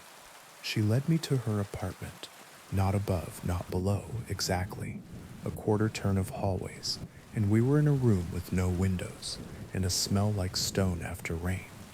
The walls were hung with empty frames, gilt, wood, metal ornate as bad jewelry. Inside each, black glass, not painted over mirrors, not televisions. The first thing you learn working with thread is that different darknesses have different weights. This darkness had texture. It ate your gaze first, and then your certainty. "Trouser hems," she said trivially, holding up a pair of men's pants. "He'll be here at 1, 17 1/4 on the right. Left is a hair off." "Why me?" I asked, reaching for chalk and grateful that my hands know what to do while my mind rearranges. "Because you work without looking," she said, "and because mirrors don't like you. Everyone else's breath fogs them. You leave nothing." "Rude," I said, but my belly knew what she meant. My ex used to complain that selfies made me look like a stranger. Not bad, not false, just lagging, like an accent from a home I never had, which watched me measure and fold, pin and double check. "Who taught you to work by touch?" "My grandmother," I said. "She used to sew with a cigarette in her mouth and never drop ash." "Did she tell you that in some houses, mirrors go to sleep?" "She told me in some houses they dream." He arrived at 0106, not a he I would have expected, not a banker or a bully or a man with a day job that wants to be knight. A boy, really, late 20s at most, tense shoulders that didn't know how to be beautiful yet, eyes that would be tired if they weren't too busy being eager. He didn't cross into the room. He stood just outside the line of its door frame. "Ma'am," he said to Y, and he said "ma'am," like he'd grown up in a house with 2 sets of rules and was trying not to break either. He handed me his trousers with a gentleness I reserve for childhood toys. "You're the tailor." I am, I said, and knelt to mark his cuff. His calves were strong in the way men get when they run at night. The chalk slid. I steadied. The hum behind the black glass stuttered, then steadied again, like a song the building and why could both remember. Do you have mirrors in your apartment? I asked, not looking up. It's easier to ask intrusive questions when the person thinks you are counting. 2, he said. Y sucked her teeth softly. We took the rest, she said to me. To him she only lowered her voice. You promised. 2 to see if I'm dead, he said, wry. To me, sometimes you need to know if you're there. It helps with stares. Mirrors lie, Y said, and for the first time her voice sounded like hunger. He left at 01:19. The hem would be ready at 2. My hands are honest. Y set the trousers aside and stared at the black glass on the wall as if it were an old friend trying to outstare her. We keep the worst out, she said flatly. Most nights. Some nights it comes as light. You wouldn't like those. I would if I had to, I said, which is the sort of thing a person says when they have never had to live up to it. You would, she said, and it didn't feel like praise. On my way home, I carried the wardrobe mirror back up to 12. My thighs burned. On the landing, someone had finger-drawn a small symbol in the dust, a circle with a notch like an open mouth. I wiped it with my sleeve without meaning to, and felt the hallway exhale gently in relief. In my apartment, I set the mirror against a wall and covered it with a sheet. The city practiced fog at dawn. Somewhere downriver, a ferry blew its horn in a tone that wanted to be a key. In the glass under the sheet, something ticked.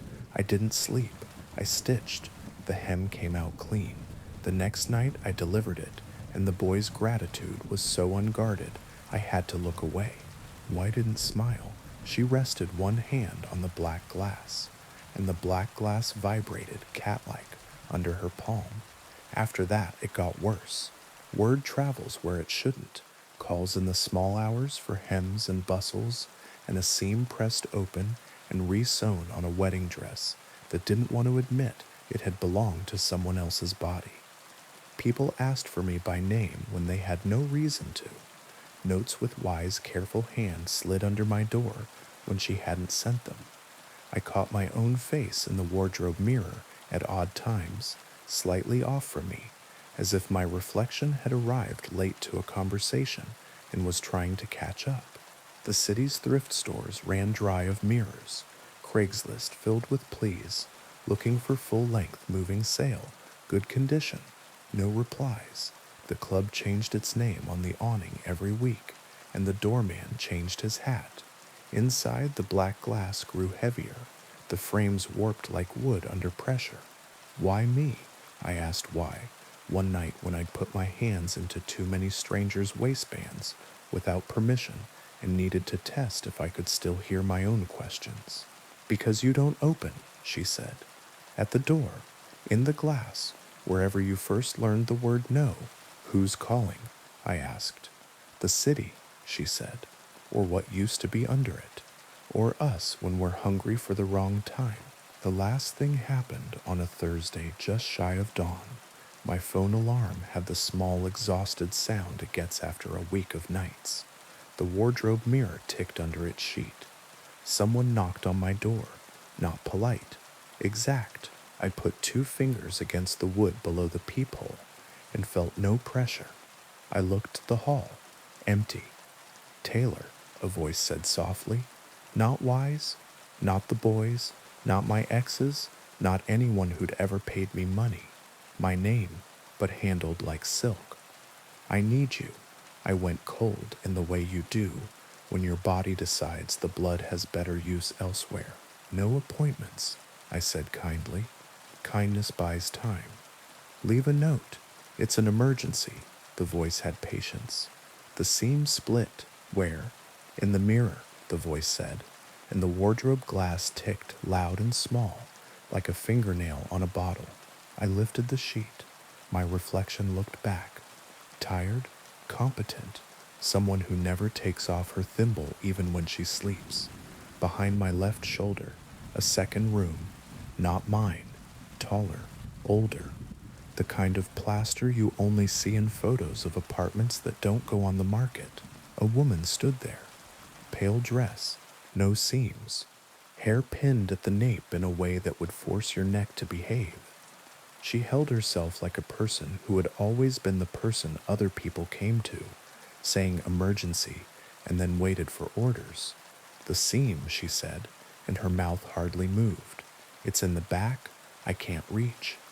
I don't do house calls across, I began, and realized how broken a sentence can be. I'm not asking you to come through, she said. I'm asking you to stitch what you can see. There's a stitch, if you sew long enough, that you can do blind. You feel the edge with your ring finger through cloth and make 2 turns, and the thread holds like a promise. I threaded my smallest needle and put my hand flat to the glass. Cool. Y had taught me the trick of pressure. I pressed. The glass hummed. The other room's light sharpened. The seam at the back of the woman's dress gaped. Not fabric, something more like shadow. Through it you could see nothing. Not skin, not more dress. An absence that moved like breath. You shouldn't be held by that, I said before I could decide on carelessness or care. No one should, she said. I set the needle to the glass.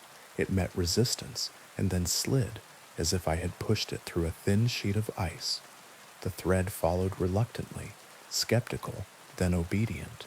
I used the blind stitch in the rhythm of my grandmother's cigarette smoke, in the memory of a boy's grateful eyes, in the shape of Y's hand pressing black glass to cat's purr. The seam drew closed, grudging but honest.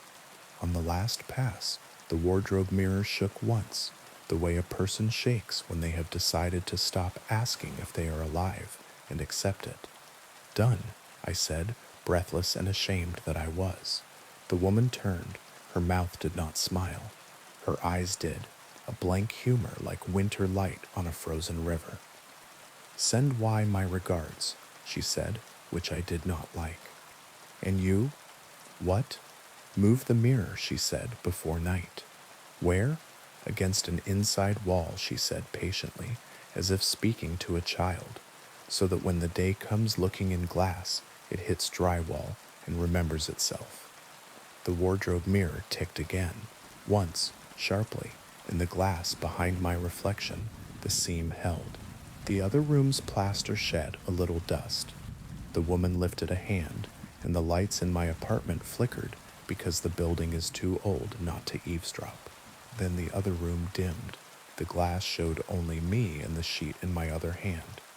I lean the mirror against the inside wall now. I keep it covered except when I need to ask whether my face belongs to me.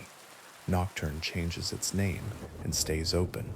Ye sends notes and sometimes doesn't. And sometimes I carry a mirror down one flight while the stair rails varnish, whispers old sap stories. The boy runs at night and brings me trousers that smell like rain. The thrift stores refill with picture frames and never mirrors. Sometimes people knock. I let some in. Not at midnight. Not when the mirror ticks. I do hems by feel and teach fingers the blind stitch and say no to doors that ask nicely. And when the city breathes onto the glass with the hunger of morning and asks if it can come in brighter than night ever is, the wardrobe mirror stays against the inside wall, stubborn as a good seam. I put my hand flat to its covered face until the ticking eases, and the room I live in, rented, narrow, real, remembers to reflect only what it can hold. Now, on to the next story. I was the only one left on the platform when the station decided to remember me.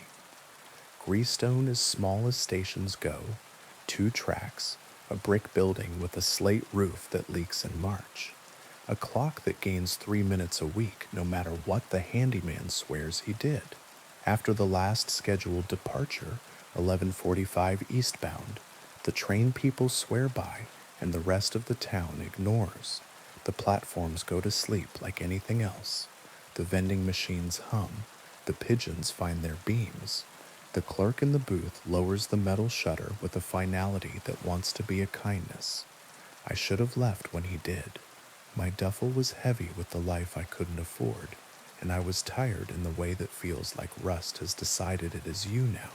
But I didn't have the money for a cab, and I didn't want to go back to the apartment whose walls had learned my fights. It was colder under the canopy than it should have been for October. The air had that metallic tang city nights get when rain has recently argued with stone. I kept my hands in my pockets so my fingers wouldn't remember what they were for. The station emptied by increments. A janitor pushed a yellow cart and did not meet my eye. A couple argued in low voices until their words frayed, and they went outside to finish doing that somewhere less acoustic. An old man slept with his head back and his mouth open until the guard shook him gently and pointed him toward the taxi rank. The clock read 12:03, then 12:11, then I stopped looking. The rails began to sing. You can feel trains before you see them if you give your attention to the right place. The metal takes the news first, and then the air. I felt the hum in my shoes, and then behind my ribs, the faintest pressure, like an elevator works on your organs. The light at the far end of the platform did not turn green. No announcement belled. No headlamp wrote a promise into the dark. A wind moved along the tracks. Not a gust, not weather, an exhale with a destination. It brought with it the smell of dry iron and something like water left too long in a flower vase. A shape detached itself from the night and became a train without the courtesy of headlights. It came in soft, as if it were trying not to wake anyone, as if stealth were kindness. The cars were old, not modern, sleek, but not the kind of venerable red you take your grandchildren to at the holiday festival either. Smooth-sided, windowed, forgettable, a stripe of paint along the middle that might have been blue or green in better light. It slowed at my portion of platform with the practiced efficiency of a habit. The doors sighed like tired lungs and parted.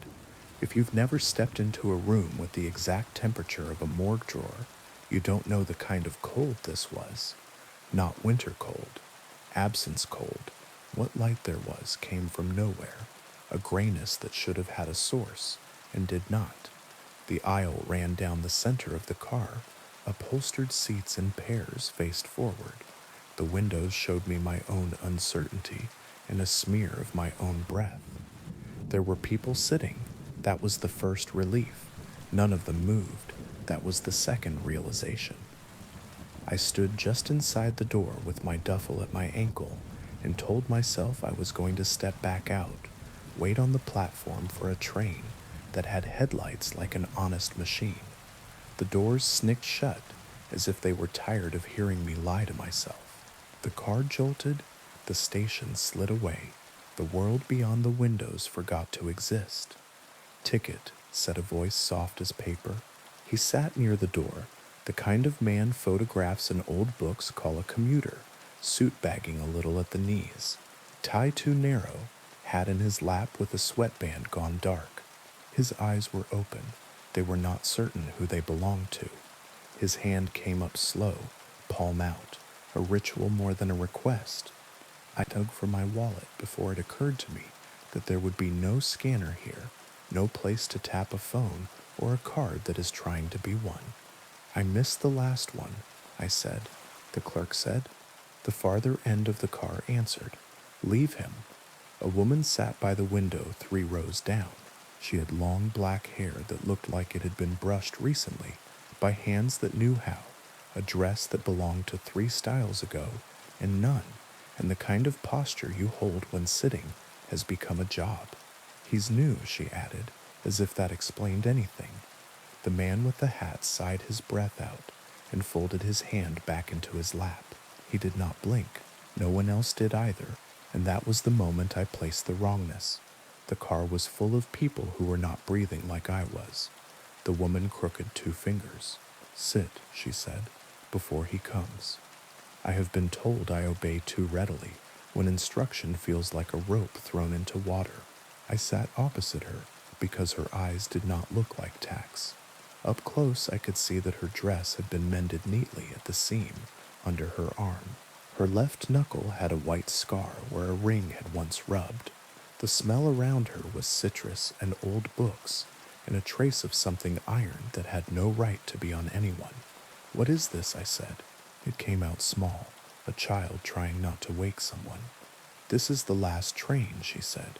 "It doesn't have a time printed. It has a tendency." Her mouth made that half smile a teacher makes when you get close to the answer and might need to own it yourself. I looked back at the door. It had forgotten how to open.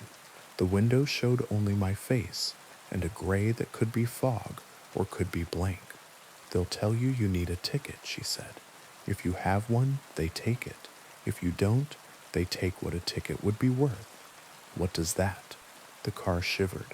Something tall moved at the far end without the insult of actually walking. "You know the shape of authority, even when it is dressed in old cloth." Let's commit to that because something in me insisted, wore a conductor's uniform, black enough to catch no light, with buttons that made small moons where brass decides not to die. The peaked cap was pulled low. The shadow where his face should have been felt like a place you could get lost in and never be offered a map. He went passenger by passenger, stopping with the courtesy of commerce. They held out their hands. He took something from each with a pinch, as if he were collecting coins you couldn't see. A young woman in a red coat sagged after he passed, and her red seemed older. An older man pressed his hand to his chest and then let it drop, as if the gesture didn't belong to him. The suit with the too narrow tie managed a small smile and then forgot he had. My chest tightened physically, as if the air had decided to become a hand. When the conductor reached our row and turned the blank where his face should be toward me, my name left my pockets. I felt it happen. The hook pulling, the slack, the loss. Not the syllables people say when they need you. The fact of the name, the way it anchors you to your bones. "Ticket?" said the absence. "I don't." My voice was behind glass. "He's new," the woman said. Her voice was low without pleading. "He hasn't paid yet." The conductor's head turned toward her a fraction. There was a pressure shift, ears popping when you haven't climbed. The absence moved on, and the air remembered how to be shared. When I could, I looked at her. "You know him." "No one knows him," she said. "He knows you." "What does he take?" She looked at my hands on the seat, at the whiteness of the knuckles I had not intended. "Pieces," she said simply, "small at first. What you think you can spare." The train didn't go past scenery so much as through possibility. Stations approached, platforms like sketches, lamps that made rings of light where a floor might be if someone funded it, and slid by without stopping. The doors sighed open at none of them, and sighed closed again, as if to stretch. At one, a child ran along the platform with something limp under her arm. At the next, the platform was a corridor, and the corridor was a throat, and I stopped trying to make sense of them in sequence. "Where does it go?" I asked. "Down," she said, and when I looked at her in the way you look at someone who has chosen a metaphor, she added, "Away."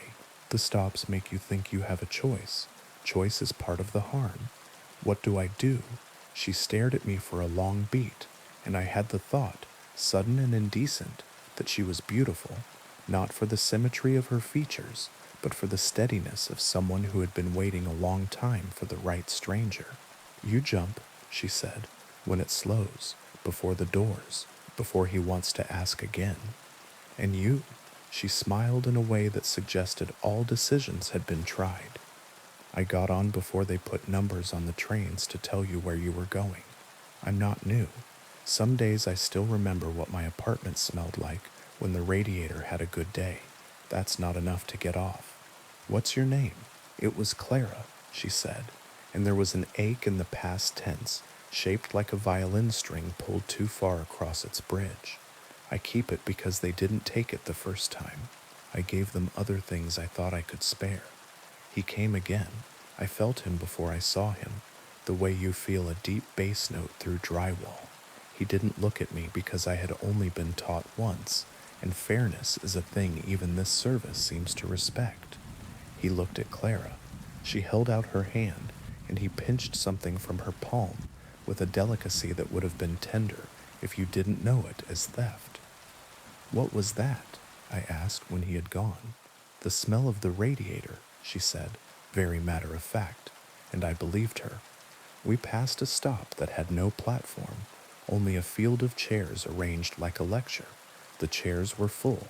The people in them looked up as we slid by, and their eyes did not change, and one of them had my boss's face at 30, and I hated the accuracy of it. "How do you know when to jump?" I asked. "When you hate staying more than you fear falling," she said. "For you, that will come quick. You brought no blankets. You could come with me." She shook her head. "You don't start by being generous to me. You start by being selfish enough to live." The car shuddered.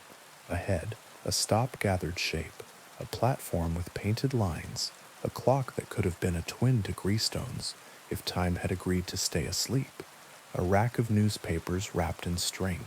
The train slowed, not enough to be safe, enough to be wicked. Clara touched my wrist. Her hand was cool, not cold. "Now," she said. "The doors hissed to make you believe in them. I didn't use them. I shoved my duffel ahead and threw myself after it. The air hit back. My shoulder hit concrete and became the whole world for exactly one heartbeat. Then the rest of the pain argued loud enough to be listened to. I rolled away from the edge because the edge wants to see if you want to visit the underside of things. The platform was empty, no newspapers, no clock hands. Whatever the train had shown me to make the notion of landing less obscene evaporated as soon as it could stop behaving. I looked up. The train was gone, not receding, gone. The rails were two black snakes going their own ways. The electric hum of the station was wrong in the way a room feels when someone else has just left it. Stairs rose, concrete patched with gum and old moss. My hands shook so hard I could not trust them with my own pockets. When I stood, my knees tried to convince me they grasped prayer. I took the stairs. Greastone breathed again at the top, like a chest that has just decided there will be more of this. The clock said 12:07, which was a lie of one kind or another. The vending machines hummed their promise of sugar. The posters on the wall made perky suggestions about autumn weekend deals to towns I could never afford. There was a draft that had not been there earlier, a small ribbon of air that smelled like old citrus, and a radiator. My duffel had not made the jump as successfully as I had. It was no longer beside me. I reached to check my wallet and phone, and found absence where both used to live. Something in my chest went to one knee. I walked outside, and the town was the town. Street lamps wore their halos like saints who had stopped being for a moment. The bar at the corner had turned its chairs up on the tables and hosed a day down the drain. My apartment, if I went to it, would be 2 blocks east and 3 north, and there would be a note shoved under the knob because people who like order are very brave when it is late. I stood on the curb and stared down the street and listened to the night give advice and didn't take any of it. I did not see Clara again, not in the way that would have been clean. I saw her in other things, the way frost draws lace in a window and then forgets what it meant, the way the radiator hiccups at 3 in the morning like it is trying to laugh, the way my own name sometimes feels like a jacket I keep putting on backward until I spend a day getting it right. For a week, I did not sleep properly. The door to the bedroom remained open because the closed version felt like a train door learning my hinge. I covered the mirror with a towel and told myself I wasn't doing it for story reasons. Twice at 12:07 exactly, according to an untrustworthy clock, my radio clicked on by itself, and the volume knob turned one notch like a mouth practicing yes. The first time I unplugged it and put the plug on the windowsill where it could watch the rain. The second time I said quietly no to a room that smelled like old citrus and a radiator and the very faintest trace of iron. If this were a different sort of story, that would be that. I would have touched a door the world keeps for fools, and I would have learned. but people who have learned are extravagances this town rarely funds. So I went back to the station because there are habits that look like hope when you squint. Not the next night, not an invitation. A week later, when the cold had sharpened from suggestion to policy, I bought a coffee from the machine that tastes like burned promises and sat on the bench under the clock, and I watched the 11:45 go and the last janitor leave and the guard check the corners with his flashlight beam that knows more than he'll tell. When the platform was mine again, in that way silence sometimes hands you responsibility. You didn't ask to hold. I stood, and I waited for rails to sing. They did. The wind gathered itself and chose the low way along the track. The train slid in without apology. I told myself I would stay on the platform. There is a lot of telling yourself that happens around things like this. When the doors opened, the breath of the car had the smell that memory does when it tries to sneak in, wearing new clothes. The man with the too narrow tie did not look at me when I stepped in. The woman in the red coat had her forehead against the glass, like she was listening for someone who would never bother to knock. I walked down the aisle, and every person I passed felt like a word I had once known how to spell and now could only guess at. Clara sat where she had sat. She turned her head as if she had been saving that motion. Her mouth made the shape of my name, but decided not to get me used to the sound of it. I thought you got off for good, she said. I got off once, I said. That isn't the same. You're not supposed to come back. Neither are you, I said without meaning to be unkind. She smiled in that way that suggests the rule has been broken, and the rule does not care. He'll come, she said, and he did. The conductor's presence bent the aisle. He did not turn toward me immediately, and I understood this to be an acknowledgement that the game only works when the person playing thinks they have consented. He paused at the young man with an earring who had a finger resting on the edge of his seat, as if he had been about to stand and had been told not to. He took something invisible from the boy's palm. The earring dulled. When he reached us, he held out a gloved hand. Ticket, he said. I had brought something. It was stupid. It was also all I had. From my jacket pocket, I took a photograph of my mother at 17. Hair caught in a late summer wind, cigarette held away from her face, like she had been born elegant and only had to remember it. I had stolen the picture from one of the boxes my sister and I had labeled Keep, because we knew better than to label anything else. I held the photograph up. He did not reach for it. He pressed 2 fingers to the air just above the image and pinched. It was not the picture he took. The paper remained against my skin. What left me was the smell of the day I had scanned it with my phone. My mother's laugh at the corner of my apartment that was always dusty, the taste of my coffee, the relief that a picture had stayed. I felt the empty place he left like the small ache where a tooth used to be. That's not a ticket, I said. His head tilted a fraction. The cap's shadow deepened. Everything is, he said, and went on. He can be refused, Clara said quietly, after the pressure lifted. That's the other harm. He can be refused only by refusing to pay a price you won't be able to live with if you do. What did you pay? I don't know anymore, she said. That was the first thing. The stops slid past, each an attempt at bribery in a new tone. A platform full of people holding out their hands with palms up as if they had the law on their side. A corridor of doors, each cracked just enough to show a sliver of light and a shadow passing. A field where a train could sit and wait for grass to learn patience. At one, a station that was exactly Greystone, except the clock read wrong, and the posters on the wall were the ones I had taken down 2 years ago, and the vending machine had a flavor of soda they stopped making when I was a child because it tasted like cough syrup and persistence. The train slowed so sweetly at that one, I could have stepped off without learning anything painful about gravity. I could get off here, I said. I could go upstairs and find a different version of my apartment, where we never had the fight and the letter never came, and the clerk at the booth doesn't know me, and it would keep long enough for me to believe in it. That's one of them, she said. I used to have a stop where the music from the bar on the corner was always the song I loved in May and never heard again. He found it for me. He finds them for you. That's how he gets you to pay twice. What happens if I stay? You become the kind of person who calls it a bargain. She stood then, suddenly, as if her body had moved before she felt like humoring it. The door at the far end of the car had opened on its own, and beyond it I saw a short vestibule and then another car, and in that car I saw people standing, not sitting.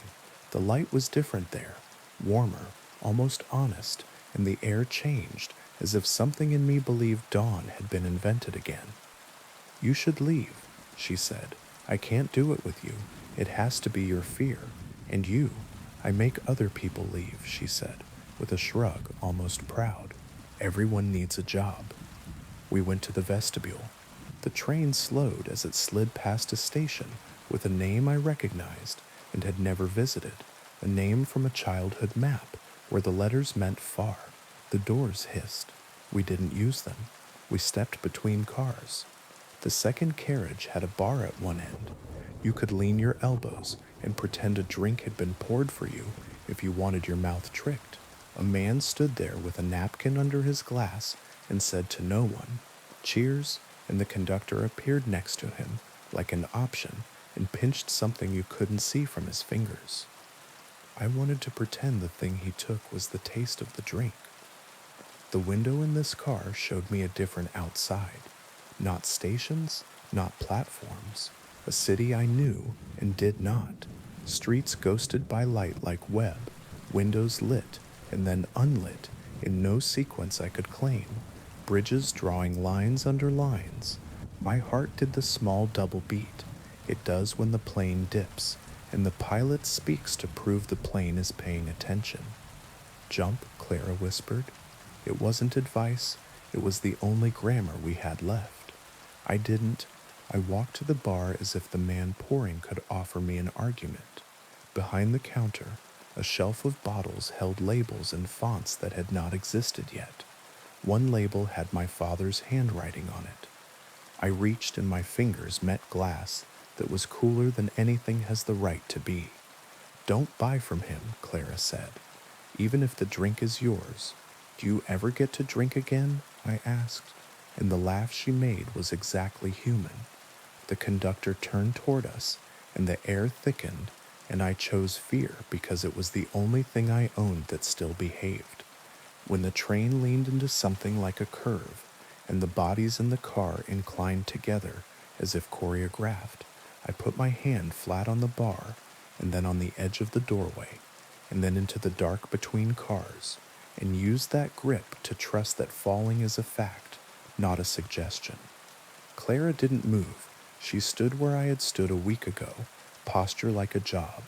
Go, she said. It had the sound of a word she practiced and liked for the shape it gave her mouth. The jump hurt less this time, because the first time had taught me what stupidity feels like in your shoulder. I hit the platform, rolled, swore, laughed once without wanting to, and lay with my spine against concrete, and watched the underside of the canopy above me, pretend it had never met rain. When I looked down the tracks, there was only track. At the top of the stairs, Greystone was itself enough to forgive me. The clock read 12:07 with the stubbornness of the obtuse. I walked outside, and the air had warmed the way it does when stories are not doing the breathing for you. I went home. I made the kind of coffee you make when you're trying not to wake yourself up. I took my radio and put it in a cupboard and closed the cupboard and put the kettle on top of the cupboard, because petty victories are real. Then I took the photograph of my mother into the kitchen light. The paper was the same. The face was the same. I could see the corner of her mouth where cigarette met the joke. When I held it to my nose, I smelled nothing. It broke me in a way a poem would approve of, and I did not let it. That week I looked for tickets, not the paper kind, the other kind, things I could be tricked into thinking I could spare. I found a shoebox of letters and put them back, I found the sweater my ex left and put it in a bag for the thrift store because leaving it in the drawer had become an altar. I found the eviction notice and folded it into a paper plane and threw it at the ceiling until it lodged in the fan, and then I stood on a chair and took it down and burned it in a pie tin. Fire is the only punchline I trust. Sometimes now, at night, the rails hum under the city like a thought you are trying not to have. I take long ways home. I look at station clocks and the minute hands give me back the correct time, which is a gift I didn't know you could negotiate for. When the wind takes the low way along the track, I do not wait for doors. I see Clara in other places, a woman on a bus with a scar where a ring once rubbed, a figure in a laundromat who folds with the care of someone whose hands remember something and refuse to forget it, a reflection in a shop window that makes a mouth against the glass and then doesn't bother to fog it. Once, on a Sunday morning that felt like mercy, I felt the exact temperature of her hand on my wrist as I stepped too close to the edge of a subway platform, and I stepped back and said thank you to no name. If you ask me what the last train wants, I will tell you this: it wants rent. For each time you say aloud that a place has let you down, it offers you a car that can carry you farther from the responsibility of being person-shaped in a world that will make you sit and wait and think you should be grateful. It takes small pieces first: the smell of a radiator, the taste of a drink, the name of a day. It will let you leave if you are willing to jump while it is still pretending to be gentle. Some nights I hear the ticket office shutter slide down in my dreams. Some nights a voice says ticket very softly from the cupboard where the radio lives, and I get up and put the kettle back on top of the door like I am a person who knows how to keep himself. On the worst nights, the conductor walks down the aisle of my ribcage and pinches something I can't name out of the palm of a heart that has already done its work. I wake with my hands open and count to a number that used to mean stairs in the house where I learned to be tall. If you find yourself on the platform after midnight and the rails begin to remember their purpose, listen to the advice that comes through a static you don't deserve. It won't always be mine. It won't always be kind. Jump before the doors open. Refuse to get good at paying. If you carry a photograph, put it in your shoe where no one can reach it without making you dance. And if you meet a woman with long black hair who sits as if sitting paid her rent, and she tells you her name was Clara in a tense that means once and maybe again, do what she says the first time. She has work to do. So do you. The world above the stairs is not much, but it's ours, and the radiators, when they are good, still make a sound that with practice you can keep. Now, on to the next story. The first time I heard the question, it wasn't a voice. It was a red window blooming on my laptop screen, square and flat and strangely glossy, as if the color were still wet. Do you like the red room? I closed the lid without thinking. The question stayed behind my eyes the way bright lights do. I told myself it was a pop-up, a prank, some buried file that launched when a certain key combo got brushed by accident. The mind makes up simple answers when you ask it gently enough. That night, the apartment held still.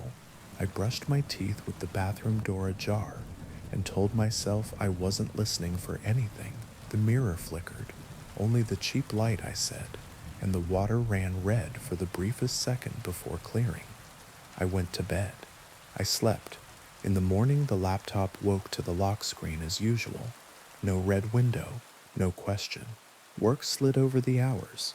I answered emails, paced my calls, pretended the stale coffee was a choice. By evening, I was almost myself again. I cued a video, let it play while I cooked something simple, and when the steam fogged the kitchen window, a square of red appeared in the glass, crisp and perfect, floating behind my reflection. Do you like the red room? The words weren't written, they were implied.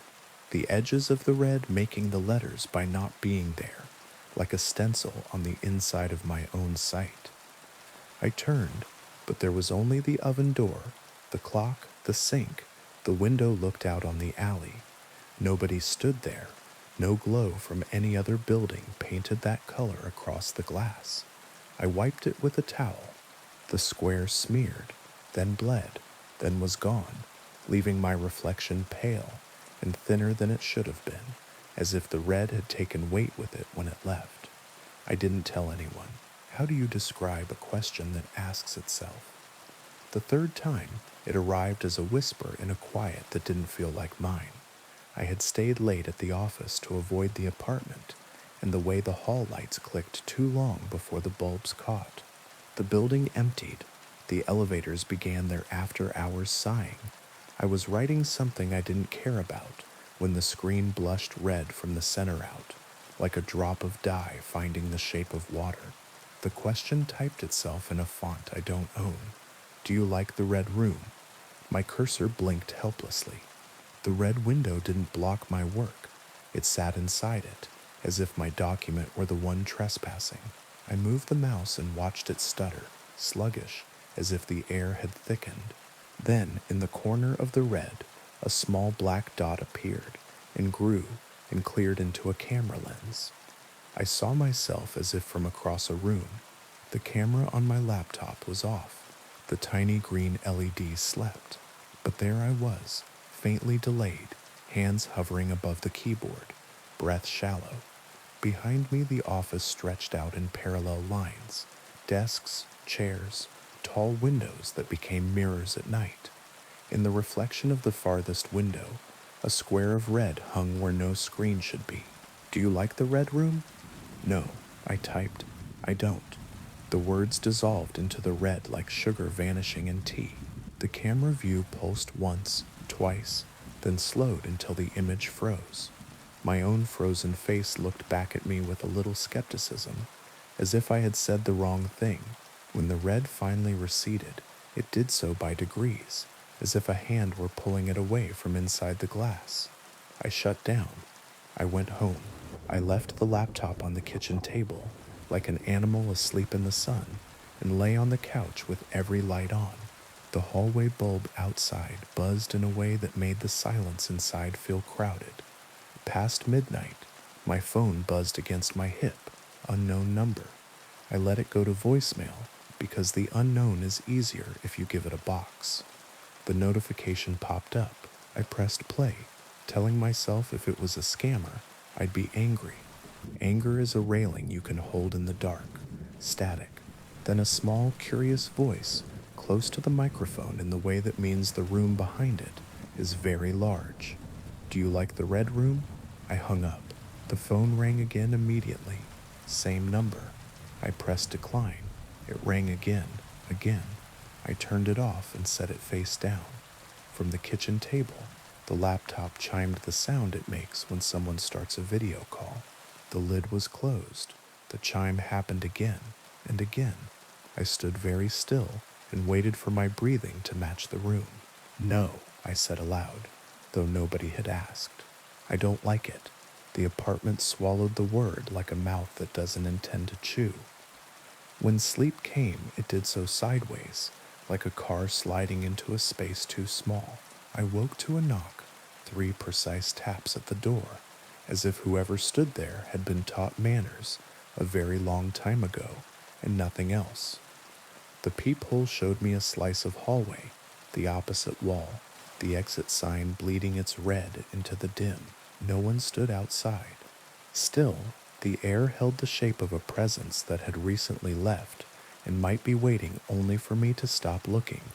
In the morning, my laptop lid had shifted a fraction, as if a careful hand had considered lifting it and stopped out of politeness.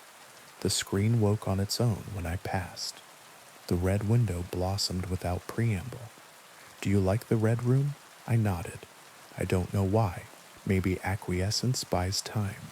Maybe saying yes to a question does not mean yes to the consequences. I nodded and said, very quietly, yes. This time, the red did not recede. It deepened, a color you could step into if you forgot yourself for a moment.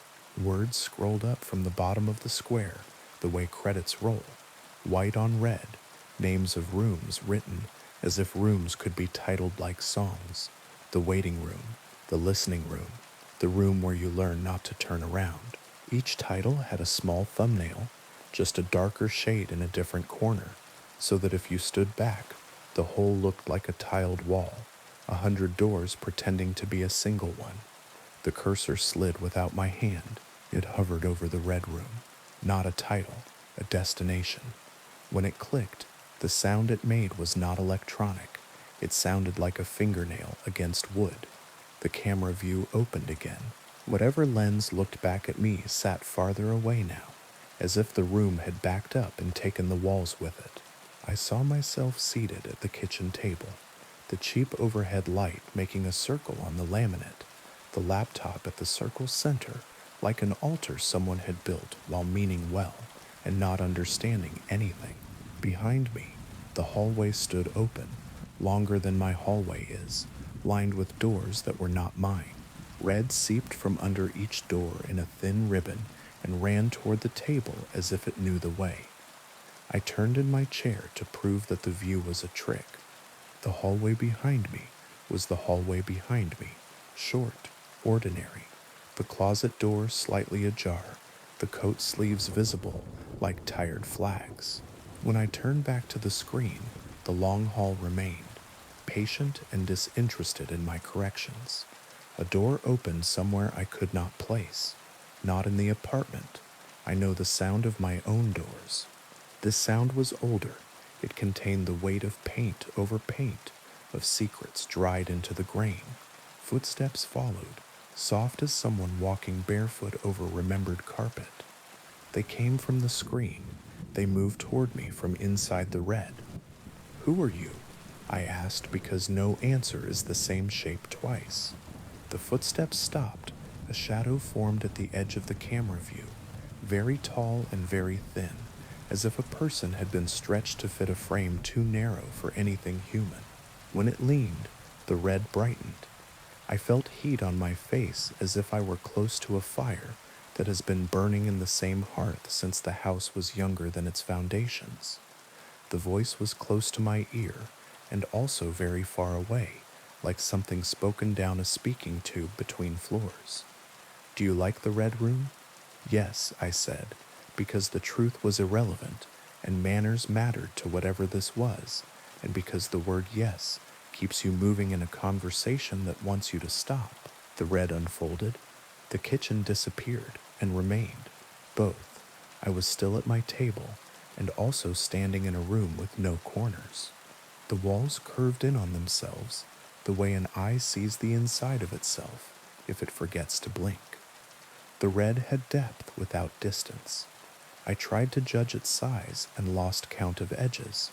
The only furniture was a chair, exactly like mine, placed at the exact distance you place a chair if you want a person to sit without asking permission. On the chair lay a small white card with black writing in a hand that understood both patience and hurry. Sit. I did. The chair was my chair. The red breathed. The card turned itself over and became a second card with a second word in the same hand. Confess. I don't have anything, I said. I'm ordinary. The red deepened. A third card appeared on the table where my laptop should have been. Confess. To what? To whom? My mouth worked. The first thing that came was something small, the kind of sin dull enough to pass the time in a stranger's ear. I don't answer calls from unknown numbers, I said, even when I know it might be someone I love. The red accepted this like a teacher taking a paper with a name spelled right, and nothing else correct. The next card was not written in the same hand. The letters were broader, unfamiliar. A different person's confession borrowed my voice. I keep a list of every time I should have said I'm sorry and didn't. The red listened. Time moved as if it were waiting. I confessed more.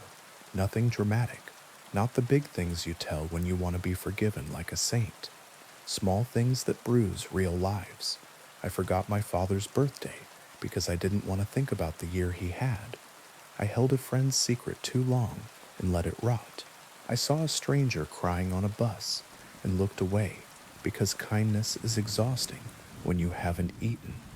Each confession warmed the room, and the warmth felt like relief until it passed a point and became something else. The red began to smell faintly of iron. I wiped my palms on my jeans, and they came away clean, and not. Red does that. It paints what it wants without proof. How long? I asked. How long do I sit? The chair behind mine scraped, not against my floor, but against a floor that echoed inside the red. A weight sat down with no body to carry it.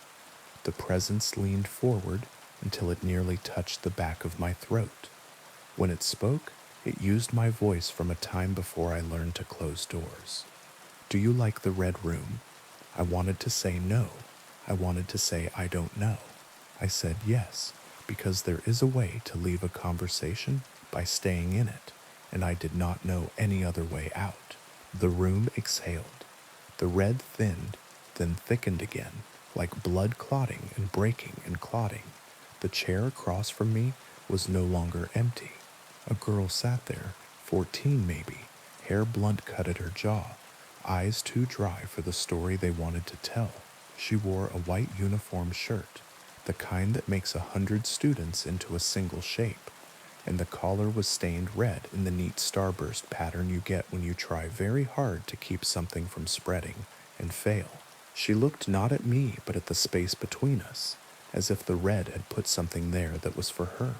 When she spoke, it was with the careful articulation of the newly dead. I clicked it, she said, like a fool. I said yes because I thought it was a joke, and then because I thought it was a dare, and then because I thought I could win. She raised her hands. The palms were clean, the backs were not. She smiled in a way that was no longer made of habits learned in a mirror. They turned my room red, she said, but not all at once. First the corners, then the threshold, then the inside of me. I breathed too shallowly and saw small white sparks at the edges of my sight. Who turned it?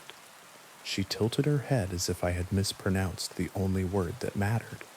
The room did, she said. It likes to be liked. Behind her, the red gathered itself like a muscle. A door appeared where there had not been a door, or perhaps had always been a door if you knew how to see doors that are not for you. Someone stood in the doorway, tall, long coat that had once been black if red did not exist. A hand held the door the way a hand holds a promise it intends to keep, whether you asked for it or not. The face did not belong to any person, not because it was monstrous, but because it was perfectly polite. The sort of face that never gets noticed until it never forgets you. Don't turn around, the girl said, and her voice sharpened for the first time. Listen to me. Do not turn around. If you look, it likes you more. The presence behind my chair leaned closer, as if I had invited it by acknowledging it. The smell of iron strengthened. The red around the corners of the room pulsed in time with my heart, and my heart began to listen to it the way a foot falls into step with a drum on a road. Some rooms are hungry, the girl said. They eat with their eyes. How do I leave? My voice was very small and very far away. The red blurred its edges and then brought them back, impatient. You don't, she said, and then she smiled in the way the living smile when a joke lands exactly between them. You pretend you already did, and sometimes the room is distracted by someone else pretending harder. She stood. I had not seen her stand, and yet she was standing. The door behind her opened wider, and the tall figure in the coat did not move, which is still a way of moving in rooms like this. She placed her palm on the table between us. It left no mark, and also left one that would be there if I thought about it too long. Confess the biggest small thing, she said. Not the worst, the truest. Give the room a shape of you that it can keep while you carry the rest. I closed my eyes. The presence behind me tilted its head. I felt it without any sense that calls itself by name. When I spoke, it was not a decision. It was gravity. I hurt someone who loved me because I wanted proof they would stay, I said, and when they stayed, I was angry because the proof was ugly. The red stilled. The chair behind me leaned away. The girl nodded in a way that contained the space between pity and respect. "Now say you like it," she said softly. "Say it like you mean it enough for it to be bored of you. Some courtesies are camouflage." I kept my eyes closed. "I like the red room," I said, and found to my horror and my safety that I meant it while I said it. "I like the red room." The door closed without sound. The air cooled. The red peeled itself off the walls of my apartment and folded into the screen, and then into the corner of the screen, and then into a single pixel that went dark and left nothing behind but its afterimage. I was alone at my kitchen table. My laptop showed my work document, half finished, blank where the red had been. My phone lay face down and polite. In the hallway, the closet door had shut itself to an appropriate angle. The next night, the mirror didn't flicker. The water ran clear. The window glass reflected only my face and the square of night behind it. But sometimes, when the apartment is very quiet and my breathing forgets to be loud, a red glow gathers in the far corner, small as a pulse, patient as a waiting room. If I turn my head too quickly, it goes away. If I don't turn at all, it becomes a question that asks itself, "Do you like the red room?" I say yes now in my head before it speaks. I say yes because that is the price of not turning around. Because some rooms are doorways, and some doorways are mouths, and some mouths are kind. If you feed them table scraps you never meant to eat. On good nights the red stays a dot. On bad ones it becomes a square, and the square becomes a window, and I sit very still and confess small true things until the room is too full of me to notice I have not given it all. And I don't turn. I do not turn. I let the politeness behind me lean and never learn the back of my eyes. And in the morning, when the light is ordinary again, I brush my teeth with the door open and count the corners of my rooms, 1, 2, 3, 4, and try not to think about the fifth one that waits when the lamps are off. Do I like the red room? I like it enough to be alive. Now, on to the next story. The crackling of twigs beneath my boots was the only sound breaking the hush of the forest. It was that hour when the light hasn't quite given up, but every color feels drained, as if the world is holding its breath. I've always loved solo camping, the ritual of it, the honesty. But that evening, the trees were different. They leaned in. Their dark fingers reached and tangled overhead, and what little sky remained seemed far away, the way a ceiling feels when you're feverish. I told myself I was being dramatic. Too many nights working late, too many city horns and sirens still rattling the edges of my thoughts. I paused and let my backpack settle against my spine.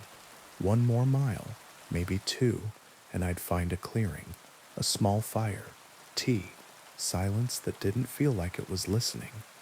Beautiful evening for a hike, isn't it? I hadn't heard him approach. A man stood half a dozen paces off the trail, tall and lean, the kind of lean that comes from using your body more than feeding it. His coat was canvas, sun-faded and neatly patched. His face was weathered in the way of people who stand in real weather for real reasons. Everything about him felt ordinary, except his eyes. They were bright, sharp, and endlessly curious, as if I was a puzzle with only one piece missing. "Yeah," I said, steadying my breath, just trying to find a spot before dark. "You're in luck," he said, with the kind of cheer that felt rehearsed. "There's a perfect clearing just up ahead. You won't find a better one before night takes the trail. Come on, it's not far." Every instinct I had put its hands on my shoulders and leaned backward. I almost said I preferred to camp alone, that I had a map, that I was fine. But sunset was stealing the path one shadow at a time, and I was tired. I nodded and fell into step beside him. He knew the woods. He pointed to a thistle under an alder leaf and called it by a name I didn't know. He tapped a cluster of stones and said there had been a stream here once, years ago, before a storm rearranged the hillside. He knew where birds nested and what the wind meant when it ran cold. His knowledge should have comforted me. It almost did. "What brings you out here alone?" he asked, glancing back with that mild, affable smile. "City gets loud." "Sometimes," I said. "Needed the quiet." He nodded thoughtfully. "Quiet is honest out here. The woods have a way of keeping you." The way he said keeping made the hair on my arms rise, as if the word had a second meaning he was tasting. We stepped into the clearing as the last light failed. It was, as promised, perfect, flat ground, a ring of stones darkened by old ash, a fallen log at the edge for sitting. I let my pack slip to the dirt and rolled my shoulders. "This is great," I said. "Thanks." "Oh, it's my pleasure." He didn't leave. "Let me help you set up. It'll be dark soon. 4 hands beat 2. "That's okay," I said, suddenly aware of how alone we were. "I've got a system." "Nonsense." He crouched and started pulling out tent poles as if they were his. "Wouldn't want you fumbling around in the dark." I hesitated. It felt ruder to argue than to let him help, so I didn't.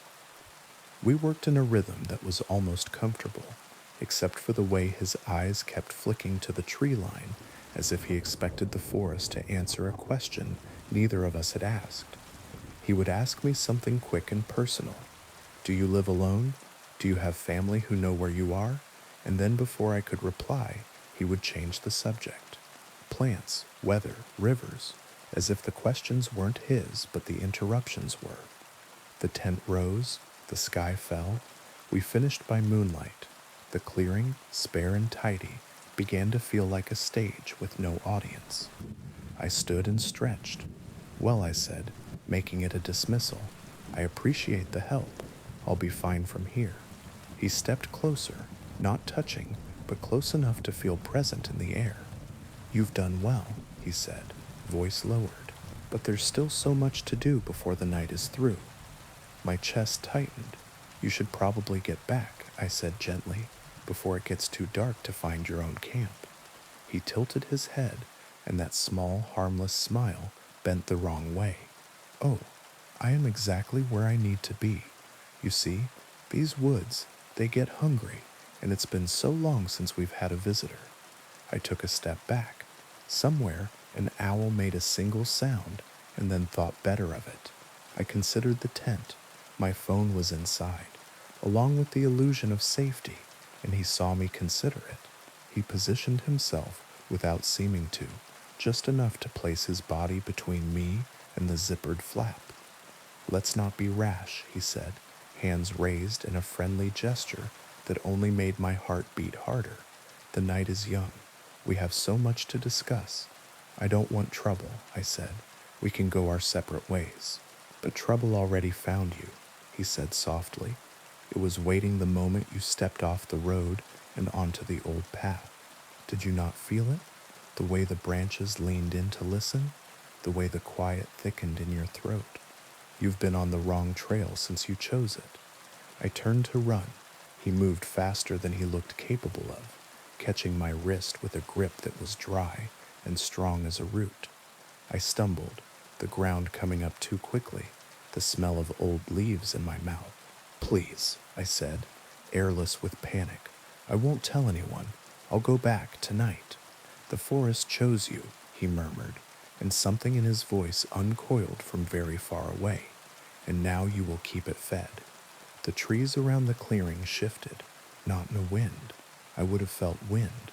It was more like the woods were settling deeper into themselves, drawing nearer, their shadows thickening until they seemed almost human. At the edge of my vision, something darker than dark flickered between trunks and vanished. I forced my hand free. It was clumsy and desperate. My fingers closed around a broken branch, heavier than it looked, and I swung. The sound surprised me. Wood on bone, a dry knock. He reeled back, not in pain, but with the baffled expression of someone unaccustomed to being interrupted. It was enough. I ran. Branches whipped my face. The trail disappeared. There was only forward, then left, then anywhere that wasn't where I had been. Behind me, The man's voice rose and fell, never quite shouting, always near enough to hear. The trees overlapped, the ground tilted and slid in ways that didn't match how hills should behave. I ran until my breath became a knife and then farther. When I finally stopped, it was because my legs decided without me. I leaned against a trunk and tried to swallow my heartbeat. The moon had climbed, and its light lay shattered on the leaves. I listened for his steps, his voice, the crisp, casual questions he seemed to ask for somebody else. Nothing, just the layered quiet that lives in very old places. Then a twig spoke behind my left shoulder, very softly, footsteps, deliberate and patient. He wasn't calling anymore. He didn't need to. I pressed myself against the bark. I became smaller than myself. He would pass me. He had to. And I could turn and move and turn again until the trees forgot who I was. A hand clamped over my mouth. I tried to scream. The sound became a small, helpless noise in my throat. The hand was strong and reassuring in a way that made no sense. Shh, a voice breathed in my ear, very close and very calm. I'm trying to help you. It wasn't his voice. It was a woman's, quiet as water on stone. The hand loosened, but didn't leave. I turned my eyes without turning my head and saw a face near mine, pale in the moonlight, hair pulled back so it wouldn't catch on branches. There was a smudge of ash on her cheek, and her expression was alert, not afraid. "Can you walk silently?" she whispered. I nodded. She removed her hand and took my wrist this time, the way someone might guide a sleepwalker. We slid between trees like thoughts slipping between words. She didn't ask if I was okay. She didn't say it would be all right. Silence was the kindest thing she could have offered. We moved for a long time. The woods opened and closed. Once she stopped and crouched, palm pressed to the earth as if listening. She changed direction without explaining why, and I followed because explanation was a luxury and trust was oxygen. At last the trees parted in a thin oval, a clearing no wider than a small room. Symbols had been cut into the bark of the surrounding trunks, clean and careful, the grooves dark like old writing.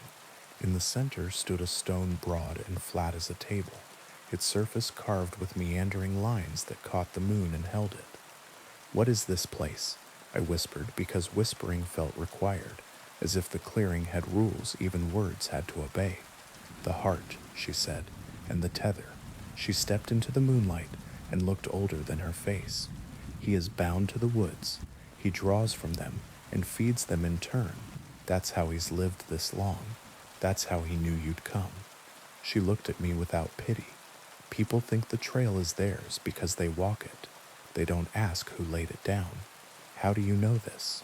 I asked. Her mouth tightened, not quite a smile. "Because I tried to leave once." A sound reached us, soft like breath over a bottle's mouth. He was moving somewhere just beyond the carved trees. The woman put her fingers on my arm, not to comfort, but to steady us both. "The bond works both ways," she said. "Break the stone, break his shape, for a time anyway. Long enough to get you past the edge where the road still remembers itself. For a time," I repeated. The wind, which hadn't been there a moment ago, turned the leaves over in unison, so their pale undersides showed. "Nothing is ever gone," she said. "Just moved. We don't have to outrun forever, just tonight." The clearing breathed. The man stepped between two marked trunks and smiled the way a family man smiles at a small child, kindly, keenly, already certain of the outcome. "There you are," he said to the woman. "I wondered how long you'd hold out before bringing her here. You always were practical." She didn't answer. She moved to stand between him and the stone, and in the moonlight, I saw that what I'd taken for bracelets on her wrists were thin, silvered scars. "The old lines are wearing thin," he went on, conversational in a way that felt obscene. "We haven't had a proper guest in months." I was beginning to think the trail had forgotten its manners. "She isn't yours," the woman said. He laughed softly. "If she stands here, She is already ours. He stepped forward. She stepped with him. Their bodies met like opposing currents. No flourish, no stalling, just sudden strength against strength that looked wrong coming from such ordinary frames. He was stronger. It showed in the small ways, the way her feet slid a fraction, and his didn't, the way his smile did not change. But she knew how to counter what he was, how to angle elbows and hips to spoil leverage. They struggled without sound. "Don't let him touch the stone," she said without looking at me. I moved, not quickly and not bravely, just inevitably, because some moments choose you. A shard of rock lay at the base of the flat stone, where a corner had once broken. I picked it up and felt it bite my palm. The markings swam under the moon, lines overlapping lines in a language that had never been meant for mouths. The man saw me. Something shifted in his face, like surprise learning the shape of anger. He shoved the woman hard enough to send her to one knee and lunged, his hand outstretched toward the center of the carved lines. I brought the rock down with everything I had. The sound that came up out of the ground was not from any throat. The trees bowed without wind. The markings flared and darkened, and then seemed to detach from the stone entirely, rising into the air like smoke before tearing themselves into shreds that vanished as they fell. The man convulsed, not like a person in pain, but like a shape remembering it had never truly been a person to begin with. He reached for me and didn't reach. He was near and also very far away. His smile at last left his face. What replaced it was older and endlessly empty, and looking at it felt like standing on a cliff with no bottom beneath you. "Run," the woman said, already pulling me, already upright, as if she had rehearsed this ending for years. Now, the earth cracked in narrow, puzzling ways that swallowed nothing and opened nowhere. The forest's scream became something like silence again, then a roar, then silence. We ran, falling and catching, dodging branches I barely saw, stepping where she stepped because that was the only place the ground would agree to be ground. And then the trees ended. There was a ditch, then the stubborn geometry of a road. Its paint faded to the color of old teeth. A car's headlights carved the dark in half and squealed to a stop because two figures had appeared out of nowhere with wild eyes and leaf-slashed hands. We tumbled into the back seat before the driver could decide to be afraid. The woman said an address I didn't recognize in a voice that allowed no argument, and the car obeyed.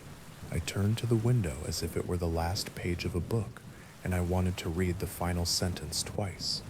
The forest had gone very still. A pale, unnatural mist unrolled from between the trees and spread across the ditch like a blanket someone was pulling up to someone's chin.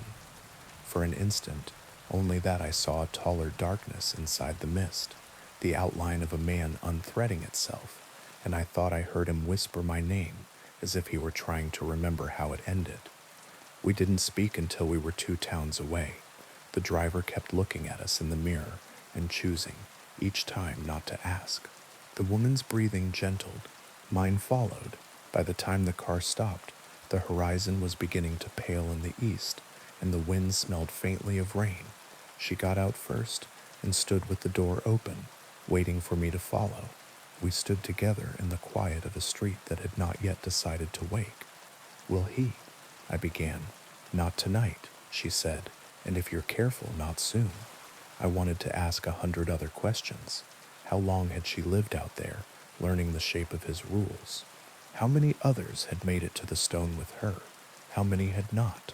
But her face had settled into a calm I didn't want to break, and my body had begun to remember it was human and fragile and very tired. "If you ever go back," she said softly, "choose the new paths, the ones cut by hands you know. Old trails keep old promises." "I won't go back," I said. She smiled then, a real one, small and almost surprising. "We always say that." She closed the door and tapped the roof twice, and the car took me away. I never camped alone again. I never went far enough from streetlights to forget their names. I told myself the world was smaller than I had believed, and it helped until it didn't. Some nights, lying awake in that patient space before sleep, I hear a boot on dry leaves, and the old quiet leans in from the corners of the room. On those nights, I count the walls 1, 2, 3, 4, and I tell myself that a house is a promise with nails in it, and promises hold. Most nights it's enough, but sometimes, when the wind threads the alley just right, I swear I hear a man's voice outside my window, careful and friendly and endlessly curious, practicing my name like a song he knows he will get to finish at last. I hope you enjoyed that one. Now on to the next story. They say driving strangers is safe enough, but what if the stranger already knows everything about you? The streets were empty in that strange way only cities can manage. A place that roars with life and daylight, reduced at midnight to dark glass, shuttered doors, and the occasional hiss of a distant bus. My rideshare app pinged. Another pickup, Oakwood Avenue. 15 minutes, easy money. I'd been driving nights for months, and I liked it better than the day shifts.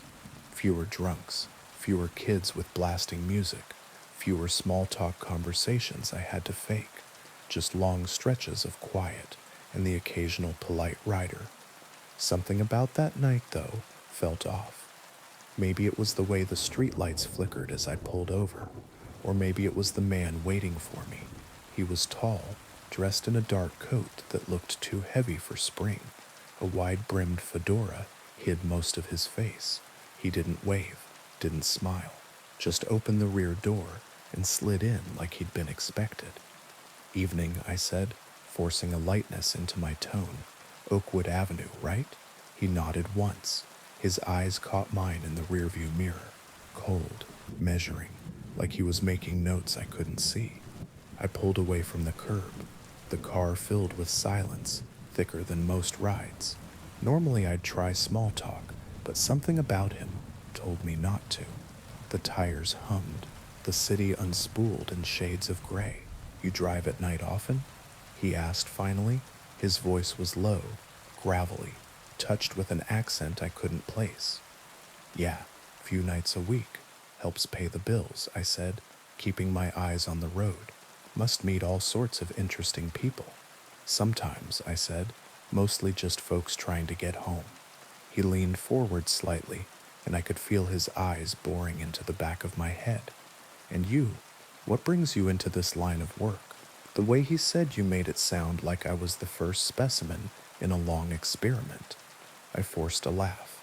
Oh, flexible hours. Works with my schedule. Your schedule, he repeated slowly, like he was rolling the word around on his tongue. And what else does your schedule involve? My hands tightened on the wheel. Not much. Work, sleep, repeat. Ordinary, he said, almost to himself. So very ordinary. The silence that followed was worse than the questions. We drove deeper into the city's outskirts, where houses grew sparse and the roads narrowed. I didn't recognize the neighborhood. My GPS still showed the route to Oakwood Avenue, but the streets looked wrong, like they'd been rearranged. Tell me about your family, he said suddenly. My blood ran cold. I hadn't mentioned family, ever. I don't really have much family, I lied. It's just me. No, he said softly. That's not true. Not what your profile says. There's a sister. Millbrook, isn't it? Lovely little town. My mouth went dry. My rideshare profile didn't list anything like that. Not my sister, not her town. My voice shook. You must have me confused with someone else. His chuckle filled the car, low and mocking. Oh, I don't think so, Sarah. The sound of my own name in his mouth made my heart skip. How do you? I began, but stopped. My instinct screamed. Don't give him more. Keep driving, he said. The friendliness in his tone had been replaced by steel. We're not finished yet. I flicked a glance in the mirror. He was watching me, his hand sliding inside his coat. My pulse spiked. I didn't want to know what he was reaching for. Without thinking, I slammed on the brakes. The car shrieked to a halt. The man lurched forward. I ripped my seatbelt loose, threw open the door, and bolted into the night. The street was unfamiliar. Houses crouched dark and silent. My shoes hammered pavement. Behind me, a car door slammed and footsteps followed. He was faster than I expected. His breathing never changed pace, steady, relentless. I darted between two buildings, my lungs burning. The night smelled of asphalt and rust. My foot caught an uneven crack, and I went down hard, palms and knees scraping. Before I could scramble up, a hand clamped around my ankle.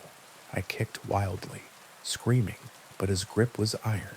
He dragged me back with terrifying ease. In the pale light, his face loomed above me for the first time. His grin was manic, his eyes bright with a predator's glee. Now, now, he said, mock gentle. Running already? We were having such a lovely conversation. I twisted, desperate. What do you want from me? He tilted his head, studying me like a puzzle. I want to play a game. From his coat, he pulled a knife. Long, curved. It caught the moonlight. My stomach dropped. It's simple, he said, crouching beside me. I ask questions. You answer truthfully.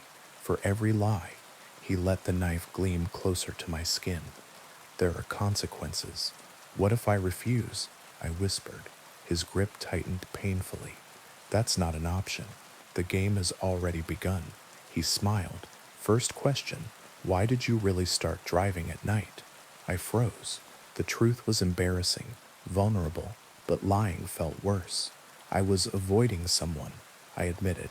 An ex, he wouldn't leave me alone.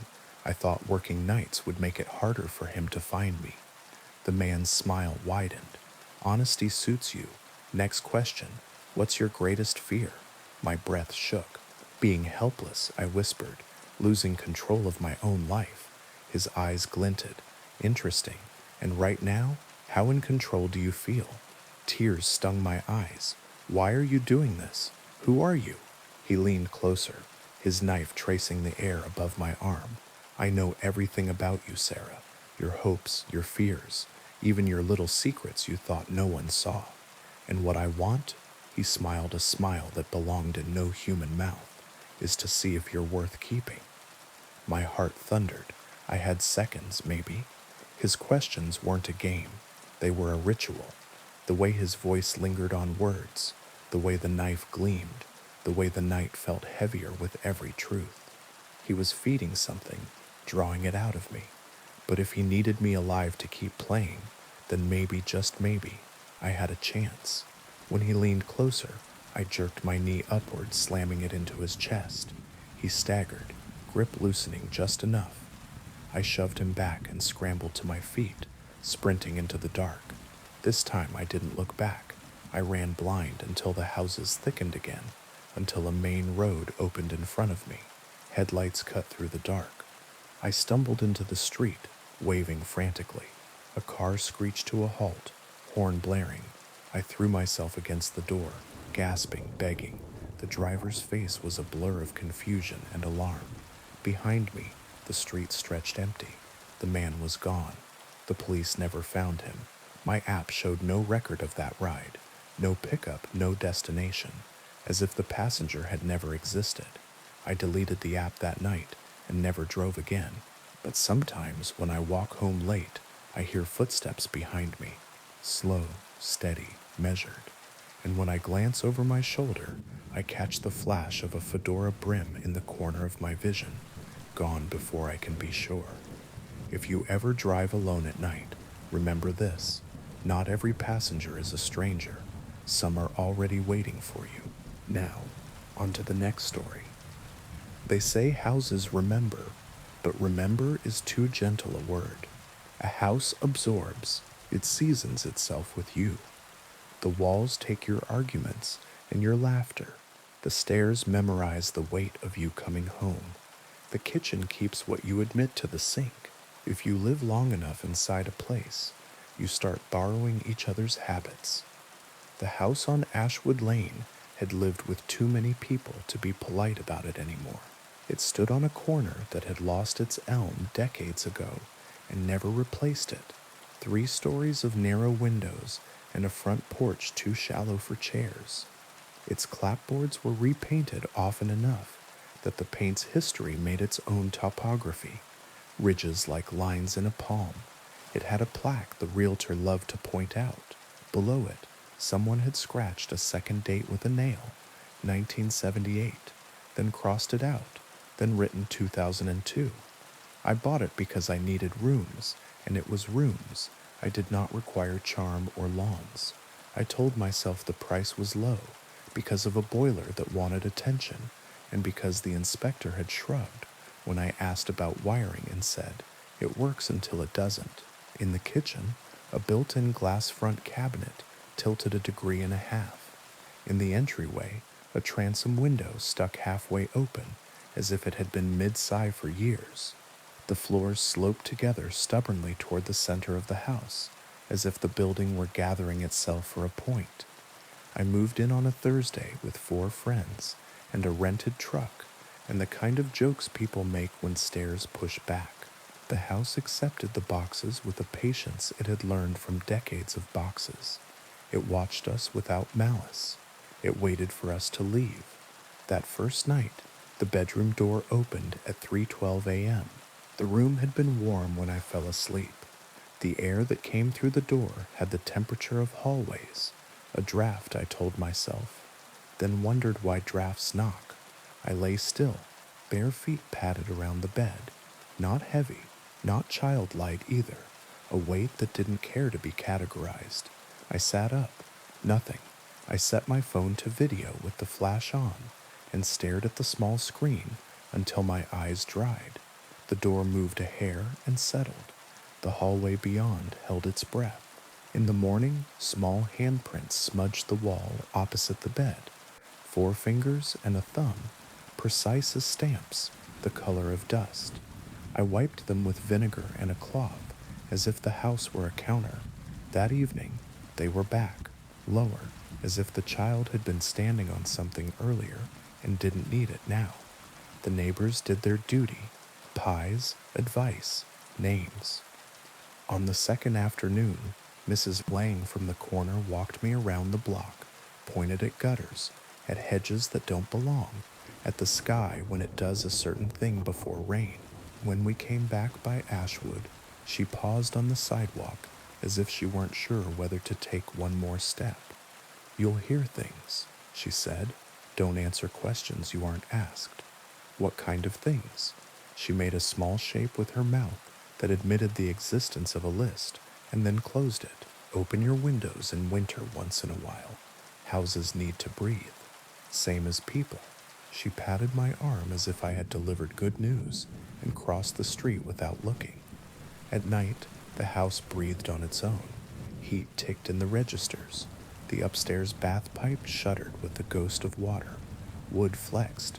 The sounds organized themselves. A woman humming in the kitchen, the tune unambitious, the hum a habit, a man pacing in the study, the way sound changes when it crosses a rug, a child racing down the upstairs hall and stopping at exactly the place where my bedroom door meets the casing.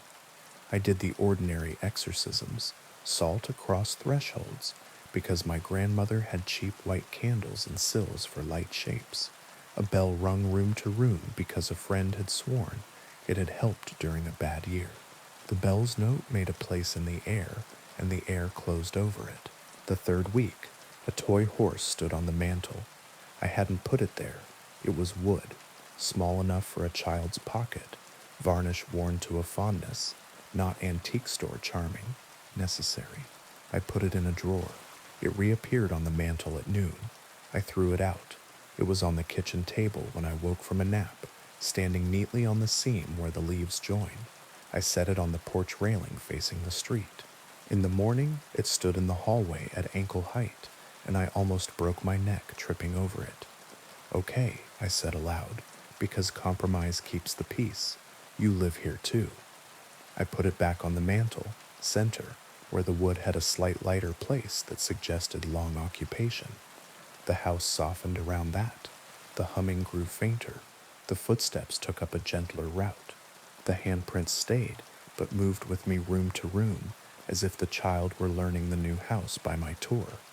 I learned the history the way you learn any complicated thing, by collecting small specific facts until they begin to stack into a structural truth. The town records listed owners who left suddenly. One family had defaulted 3 months after a baby's funeral. Another had sold at a loss right after a fire that never fully scorched a wall. An electrician's widow had signed the deed with a hand that made careful schoolteacher loops. She died in a smaller house across town 6 months later. In a microfilm of a 1931 paper, I found a 2-inch article. Local girl drowns in well. Mother inconsolable. The address was mine. I avoided the well. It had a lid someone had secured with rope, and the rope was older than my parents' marriage. I left it older. It is one thing to know a house holds its old weather. It is another thing to wake in the study with a revolver in your hand. The barrel was cold and oiled. The weight was the kind of truth you can tell in the dark. I was not seated where I had fallen asleep. I had not come down the stairs. The chair knew me anyway. The clock that had not worked since I moved in ticked solemnly. A whisper behind my ear, that complicated space between house and head, said careful and kindly, "It doesn't hurt for long." I set the gun on the desk and stepped away. The wood moved under it. I blinked. The gun wasn't there. The desk had a small dent where a heavy thing had rested often. I called a friend and asked if she would sit in the kitchen with me a while. She arrived with bags and a loud laugh. The house met her like a dog that's good with children, but not men. After an hour, she frowned at her phone. "Do you hear a baby?" she asked. I lied. Traffic. She nodded, relieved, and left before night, because somewhere in her body she knew I would ask, and something in the house would not let me. I stopped inviting anyone. The house grew pleased. The humming drew closer to the register I sleep in. Some nights I woke to the smell of bread baking, imaginary and exact. Some mornings the mirror blurred as if hate had exhaled on it. I wrote lists to convince myself I was living. Fix that one sash, oil the hinge, replace the 2 cracked tiles by the stove. I did the work. The list did not get shorter. The basement door locked when I walked by, not with the violence of a movie, with the patient click of a teacher closing a classroom, so you won't be distracted by what is outside. Once, late, I leaned against it and pressed my ear and heard a low conversation in a language I almost understood. The grain's complaint, the pipe's arithmetic, the soft cadence of concrete telling itself how to hold. The 3rd month, the house offered me mercy. It played me a memory that wasn't mine, but could be if I laid down my own, on the nursery floor, because I had begun to call it that. And what you name is yours. The rug rippled like heat over tar. A woman seated in the rocker materialized from nothing, not like a ghost, but like a fact I had missed until now. Hair pinned, sleeves rolled, forearms pale from dishes, a child at her shoulder, doing that breathy, almost laugh babies do when milk is near. She looked up at me, irritated at the interruption, then softened, the way mothers soften when they decide you are tired, not malicious. She said, "You'll wake him." She and the boy became gathering smoke that smelled not like fire, but like a wool coat hung near one. It is difficult to pack a bag when the house knows. Boxes opened themselves. The tape would not stick. Keys went missing and turned up exactly where they belonged, laughing the small mean laugh of objects. I threw 3 sweaters in a duffel and zipped it fast and found it empty. An hour later, and the sweaters folded in my drawers better than I ever fold. "Stop," I said into a corner, charming the shadow like wayward salt. "What do you want?" From every room at once. "Stay. Remember with us." The voices layered, the kitchen hum, the study steps, a baby's delicious sigh, the ring of hammer on bracket, a dropped glass, the rise and fall of a fight a couple had had 100 times, and then decided not to have any more because they wanted to see a movie instead. The house had kept it all, and wanted me to shelve myself in that library. "You can keep it," I said. "You don't need me." "We keep what we are given," said the low voice that might have been the man at the desk. or the house itself. We require an indexer. For a week, I wrote down everything that happened to me in the house, every small act and sound, and hid the pages where the walls could not eat them in my car, under the mat, at the bottom of a bag of rock salt on the porch. I read them aloud to myself in an ugly voice. I made my memories heavy in the air so they would belong to the air and not the plaster. When the house offered me old bread smell, I burned toast and cursed it. When it offered laughter in the room where I watched shows, I put on a documentary about bridges and let the narrator's soothing voice knit a scaffolding. 2 nights before I left, the well lid creaked, not because the rope failed, because courtesy. I went to the kitchen window and looked out across the scraggly yard and saw nothing. The lid returned to settled. The smell of wet stone came under the back door like a cat. I let the back door stay shut. I slept sitting up by the front door with my bag on my lap and every light on and my shoes on my feet. At 3:12, the bedroom door opened upstairs, even though no one was in the bed. Bare feet circled nothing. The stair treads counted something that was not me. I sat there until the light through the transom remembered morning. I left at noon with the help of 2 men who did not ask questions and did not look up. I did not lock the door. I left the toy horse on the mantel, centered. I told the house in a normal tone that I would not say goodbye. It likes closure too much, it would have used it. I stayed with a friend across town for 6 weeks. The first week, my sleep came back like a stray, skittish. Then sure. The second week, I woke to the smell of bread and left the apartment and walked the block until it was gone. The third week, my phone recorded a voicemail of empty air from my own number. 4 full minutes of the sound a room makes when it is waiting. I deleted it with clean hands. Mrs. Lang watched my lights not burn and delivered gossip the house could not eat. The new buyers were a couple with money and a fondness for crown molding. They brought a designer. She lasted 4 days and left with a cough. The couple closed anyway and hired a contractor who shook his head and unshook it and began.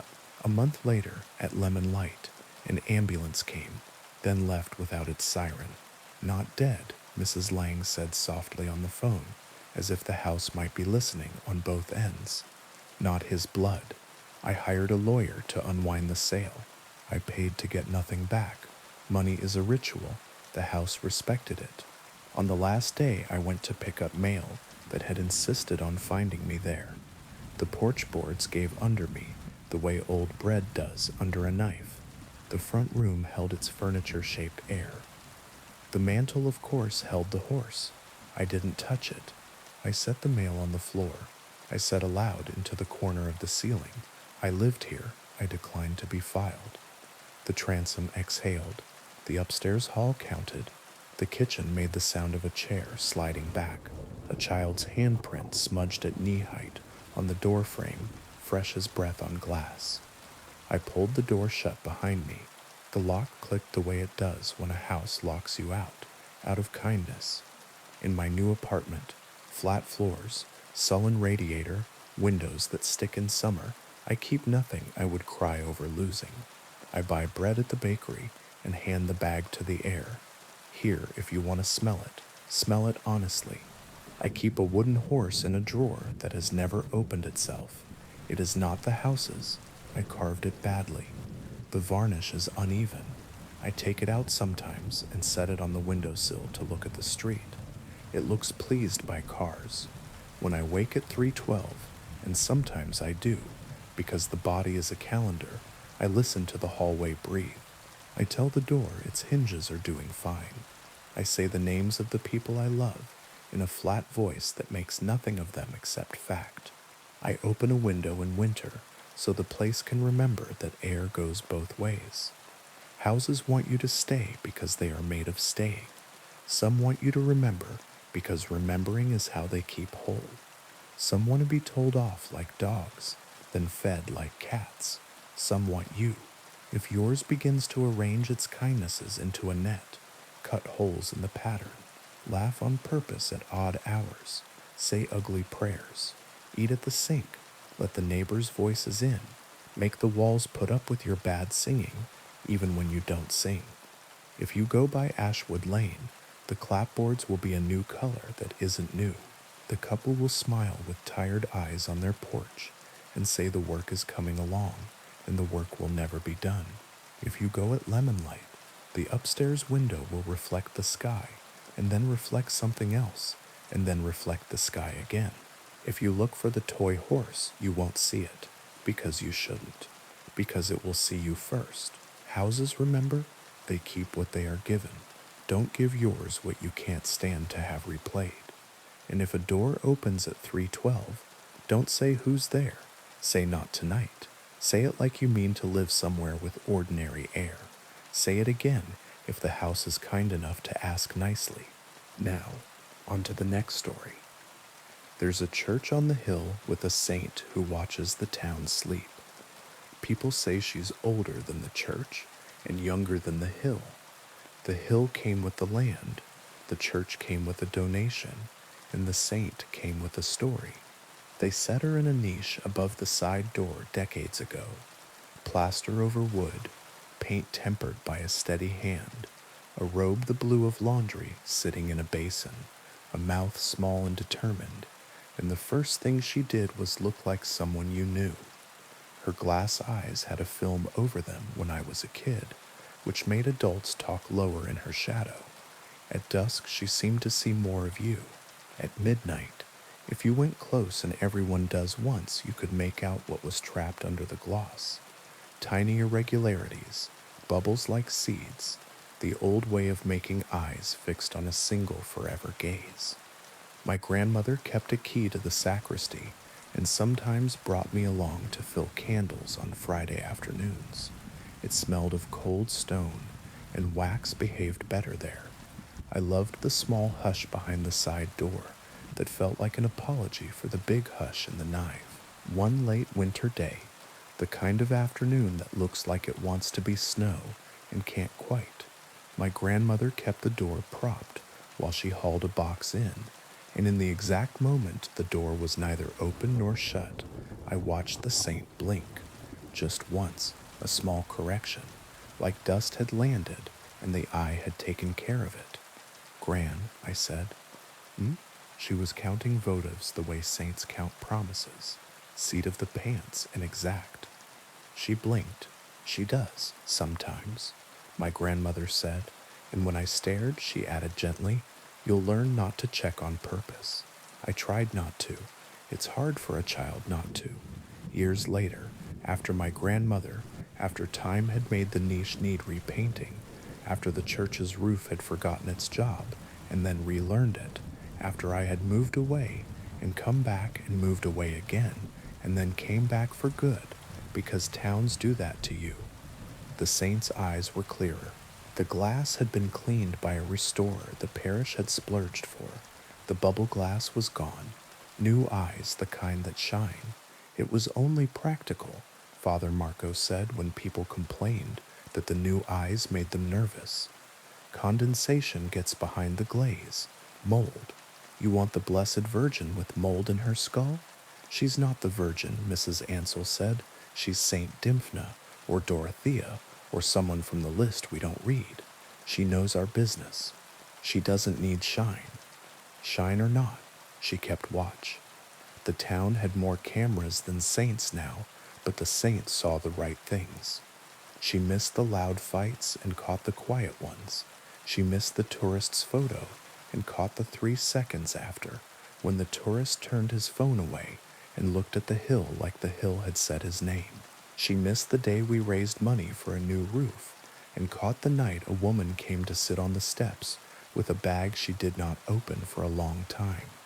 I started sitting with the saint myself the year my father forgot how doors work. I'd walk him after supper because appetite gets tired before legs do. When your mind misfiles your maps, we'd circle the block, go by the church, nod to the side door, check that the heavy key in my pocket existed, and say neutral things about weather and the dog 2 streets over that barks like a trumpet. He didn't like the knife. The big air made him look for exits he couldn't name. But he liked the side door. The saint was at face level if you stood on the last step. "She's your height," he said once, and I, who had never liked being told I was short, found that I didn't mind from him, because the way he said it meant close enough to hear you. On a Wednesday that had nothing specific wrong with it, he pulled his hand from mine and reached toward her the way a man reaches to check if the iron is still hot. The saint didn't blink. That would have been too much like another kind of story. She did something smaller. She turned her head a fraction. The glass caught dusk, then didn't. "Careful?" I said, but I wasn't talking to him. I just wanted to see what color, he said, hungry for words that day. "Are they brown or green?" "Blue?" I said, and then realized I was wrong. "No, they're the kind that change."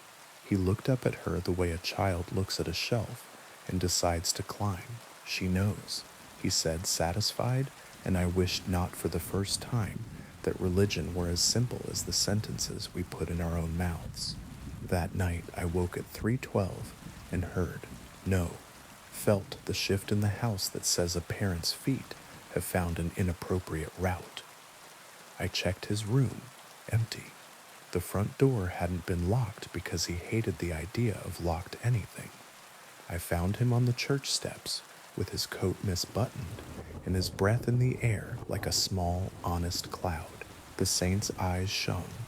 The town lay below, lights like coins thrown into a fountain too full. "What did she say?" I asked, hushing myself, because asking is good and answering breaks something. "She asked if I remembered the tune," he said, then laughed, then touched his head, then said, "It's a walk, isn't it?" "It is." We walked home very slowly, so the tune would not get ahead of us. After he died, the saint was easier to look at. Grief can make you love statues, because they don't change except when they do. I brought candles to the side door and lit one in the little rack where the safe licks at quarters. I said, "For my father," in a voice that did not ask for a miracle. A miracle is a shortcut, and a house like ours needed a road. She looked past me. Of course she did. Saints look at the thing you didn't bring. I began to see other people standing on the steps with the same hungry look. A woman with a split lip, careful, fresh, holding a phone like it might bite. A man who wore a jacket that said another town and eyes that said this one. A kid with a backpack too light for homework, too heavy for running away. People came and told the saint their secrets without saying anything. That's the correct way to do it. When the rumor went around that the saint had been seen weeping at the side door, proper miracle whispered at markets. I shook my head. We are greedy for tears. The story arrived with details, witnesses, tissues waved like surrender flags, and still I said no. If she wept, it would not be public. It would not make anyone's faith bigger than their town. Still, I began to carry a handkerchief folded in my coat pocket, the good linen one, because my grandmother would have done it that way, and if the saint needed a plain square of clean white to choose, I could pretend that was something I could offer. One evening after the early Mass, when the light in the nave remembers how to be gold, Father Marco asked if I could help carry boxes to the sacristy. He is older now, ladders, and he don't rhyme. We stood in that small hush where wax behaves and unwrapped a new set of beeswax pillars the bishop had sent because he felt guilt about something distant and expensive. "Do you think she blinks?" Father asked, not looking at me. "I know she does," I said. "I saw her as a child, and once again when my father was halfway out of the world." He nodded. "She's not Dymphna," he said, apropos of nothing except his own wrestling. The diocesan archivist found the original note from the donor. It says St. Lucia. "Eyes," I said, feeling slow and chastened. "Of course, she carries them on a plate, if you remember your gory holy cards," he said wryly. "She leaves the better ones where they're needed." We stood a moment. "Do you think that's why she watches the town?" I asked. "To take and give?" Everyone's always taking and giving with saints, he said, kind and tired. Perhaps she just watches so that someone is watching. There was a sound from the side door. Not the hinges, the quiet shifting of someone who has made a decision at last. Father and I glanced at each other and did not move, because the right kindness is to let some decisions be witnessed without help. Footsteps came and went. The door breathed and settled. The saint kept her eyes on the hill. It was the handkerchief that did it, in the end. A week later, wind sharp enough to strip paint from breath, I found a scrap of white cloth folded precisely on the bottom step, not damp though the stone was wet around it. My hand knew it before my head did, not mine. The linen was older and finer. The stitches on the edges were hands' work, not machines. In the center, the cloth bulged a little, as if it held a coin. I unfolded it, stupid, reverent. A small glass bead rolled into my palm, rounder than the saint's eyes, mottled with tiny bubbles like seeds in jam. I looked up. She watched. It isn't an eye, I told myself aloud, because language keeps doors between things. It wasn't, not anatomically, but I knew what it meant when it was mine for a moment. Someone had come in the night with a need, and the saint had made a trade in symbols. Here is vision, leave me your fear. Here is clarity, leave me your lie. Here is the ability to look and not forget. Leave me the part of you that wants to. I wrapped the bead back in the linen and tucked it into the niche below her hands, where small offerings rest. The note folded like an airplane, the ring left like a relief, the dried bouquet that sticks around out of loyalty.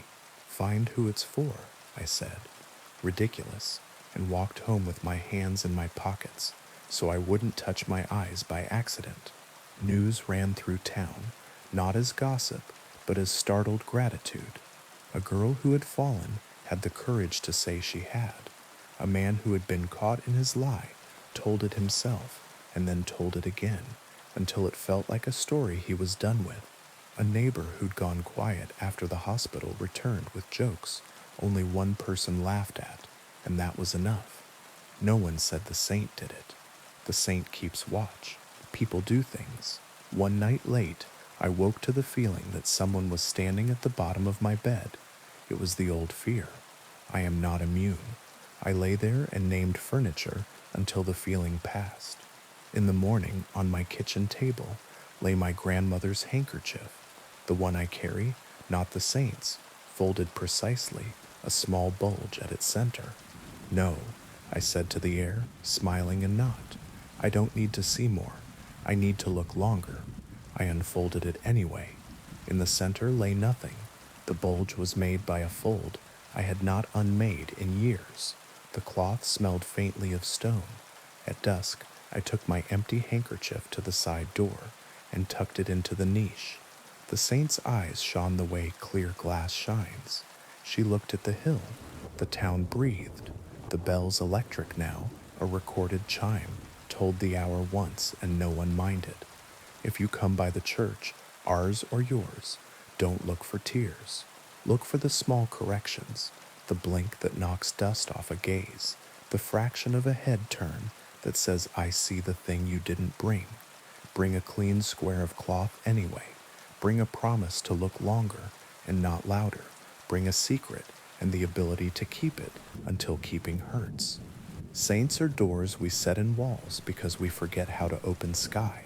Sometimes they hand us a key that isn't a key, and we pretend to understand, because pretending keeps our feet where the stone is good.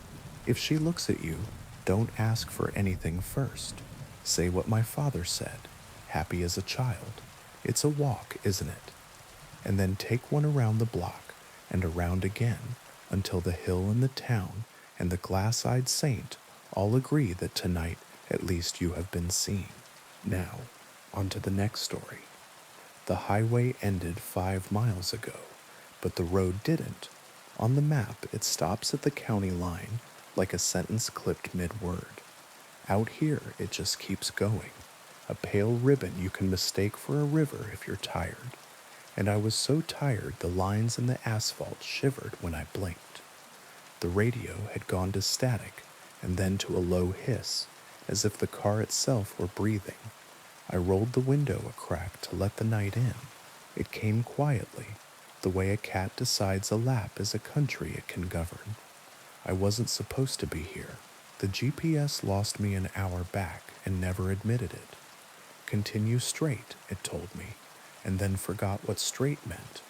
The last sign I'd passed had a word I didn't recognize, and a distance that shifted when I looked too long. I told myself it was a prank. People steal signs all the time, swap them, repaint them, turn the arrows for fun. Except no one does that this far from a town, and if they had, the sign would have looked handled. This one looked new, as if something had decided it should exist, and the metal obeyed. The road narrowed, then widened a little, then did that trick where it feels like it tilts even when you know it doesn't. The headlights ate what was ahead and spat it behind, and I stared into the part between, like it might confess something if I held its gaze. It didn't. The night kept its privacy. When the girl stepped into the beams, I braked so hard the seatbelt bit. She was young, 20 maybe, a denim jacket over a white dress, bare legs goose-pimpled from the kind of cold that finds the bones first. Her hair hung dark and heavy, as if she'd just come from water. She didn't wave. Hitchhikers wave. People who need help reach. She simply stood there, one hand by her side, the other slightly raised, not to flag me down, but to keep her balance against something I couldn't see. I rolled forward until I was even with her, window down just enough to make it a question. "You okay?" I asked because I am a person who tries to deserve the stories I tell about myself. Her eyes lifted slowly, not because she was weak, but because the night is a weight, and she had been carrying it a while. "Can I sit?" she asked, calm, like asking for a glass of water. I unlocked the door. She got in and buckled up with careful fingers. The belt lay wrong across her chest for a second, and then remembered how to be a belt. "Where to?" I asked. "Home," she said, the way small children say the word when they mean not a place but an ending. "Where is home?" I asked. "Just keep going," she said. "You'll feel it." Some people talk to fill spaces. She talked like she was building them. The car took the road like a hand taking a pulse. We passed a stand of pines so tight they looked like hair. The air smelled like rain that hadn't decided to fall. The radio hissed and then cleared for one brief moment, and a song I almost recognized whispered the chorus, and then was gone, as if the frequency had been a door someone shut out of politeness. "You shouldn't stop," she said after a while, not looking at me. "I stopped for you." "That's different." "How?" The odometer counted in a lazy way, as if it too had decided to be patient. At a bend where the scrub turned to open field and the sky took a breath, a figure appeared at the far lip of the headlights. A man this time tall, long coat, hat brim low. He stood in the lane like an apology. I eased the wheel to give him room and the car obeyed, but my hands didn't move much. The road had its own ideas. The headlights stroked the man's sleeves. The coat didn't throw a shadow. He didn't look at us, but I knew if he had, his eyes would have been pale and animal and old. "Don't stop," the girl said, voice glass smooth. "I won't," I said, and the car slipped by. In the mirror, he was closer than made sense, then gone, then only the suggestion of someone who had once known how to stand still. "How far?" I asked, keeping my voice level because calm is a spell. "Farther than you want, not as far as it seems. Are you hurt?" "Not that way." "Do you have a phone?" My own had one bar of a network with a name I'd never seen, a little symbol that looked like a key. She touched the pocket of the denim jacket. "He took it," she said, "or the road did. They share." "Who's he?" "The first one," she said, "or the last." She turned her face toward the glass. The window reflected us as if we were a picture in a stranger's house. "He stands where the road decides to be a bridge." There's a bridge? Relief brightened my voice. Bridges are proofs. If there's a bridge, there are banks. If there are banks, there's a map. She shook her head. It's not that kind. We passed a farmhouse with a porch light burning. The bulb hummed with moths. A woman stood at the screen door, holding a baby, and both looked like they were made of fog. The house moved away without tech or magic, just the ordinary disappearance of things you don't stop for. I kept my hands soft on the wheel. Will you tell me your name? I asked. She considered, then said, It's different out here. She reached for the dash and stopped before she touched it. You can call me Mara, she said, which was either true or right enough. When the road began to climb, the map in my head insisted there was no rise this side of the river. The car didn't care. The engine's note changed, deepened, settled into work. The sky thinned to a lighter black, as if soon it would admit stars. Do you remember the first time? I asked, because asking questions is how you keep from becoming the answer. She nodded. He asked if I needed a lift. Her mouth made a smile that didn't reach her eyes, not because she was lying, but because remembering takes energy. He said he was lost. I said me too. He said his name was whatever I needed it to be. She tucked hair behind her ear, an ordinary gesture that made the car feel less caustic. I got in. Did he hurt you? He was very kind, she said. He didn't put his hand on my knee. He didn't ask me where I was coming from. He didn't make me listen to his music. That's not an answer. Her fingers tightened on the seam of the seat. Kindness is a tool, she said softly. You can make anything with it if you don't mind what it builds. Did you get out? I asked. The door opened, she said. I stepped onto the same road I'd stepped from, only it wasn't the same because now it knew me. Wind pressed its cheek against the car. The speedometer sat steady, needle at 53, the number you pick if you're pretending not to hurry. Dust rose under the tires and settled as if reconsidering. How long have you been riding? I asked. She tilted her head, listening to something beyond my hearing. Since the county changed its name, she said. Since the river lost its syllables. Since the first sign painter forgot how to spell home. You look 20. Some roads are merciful that way, she said. They keep you the shape you were when you made the wrong choice. It helps them tell the story right next time. We fell into a silence that wasn't empty. The car's interior made small sounds, the whir of a vent, the tick of a cooling thing that shouldn't be cooling yet, the thin creak in the steering column I had been telling myself to get checked. The night outside offered insects and small private choruses. Somewhere far off, a coyote set its name to the field, and the field did not disagree. We topped the rise, and the road became a long, straight line, as clean as an oath. In the very center, a shape lay across both lanes like a gift you didn't order.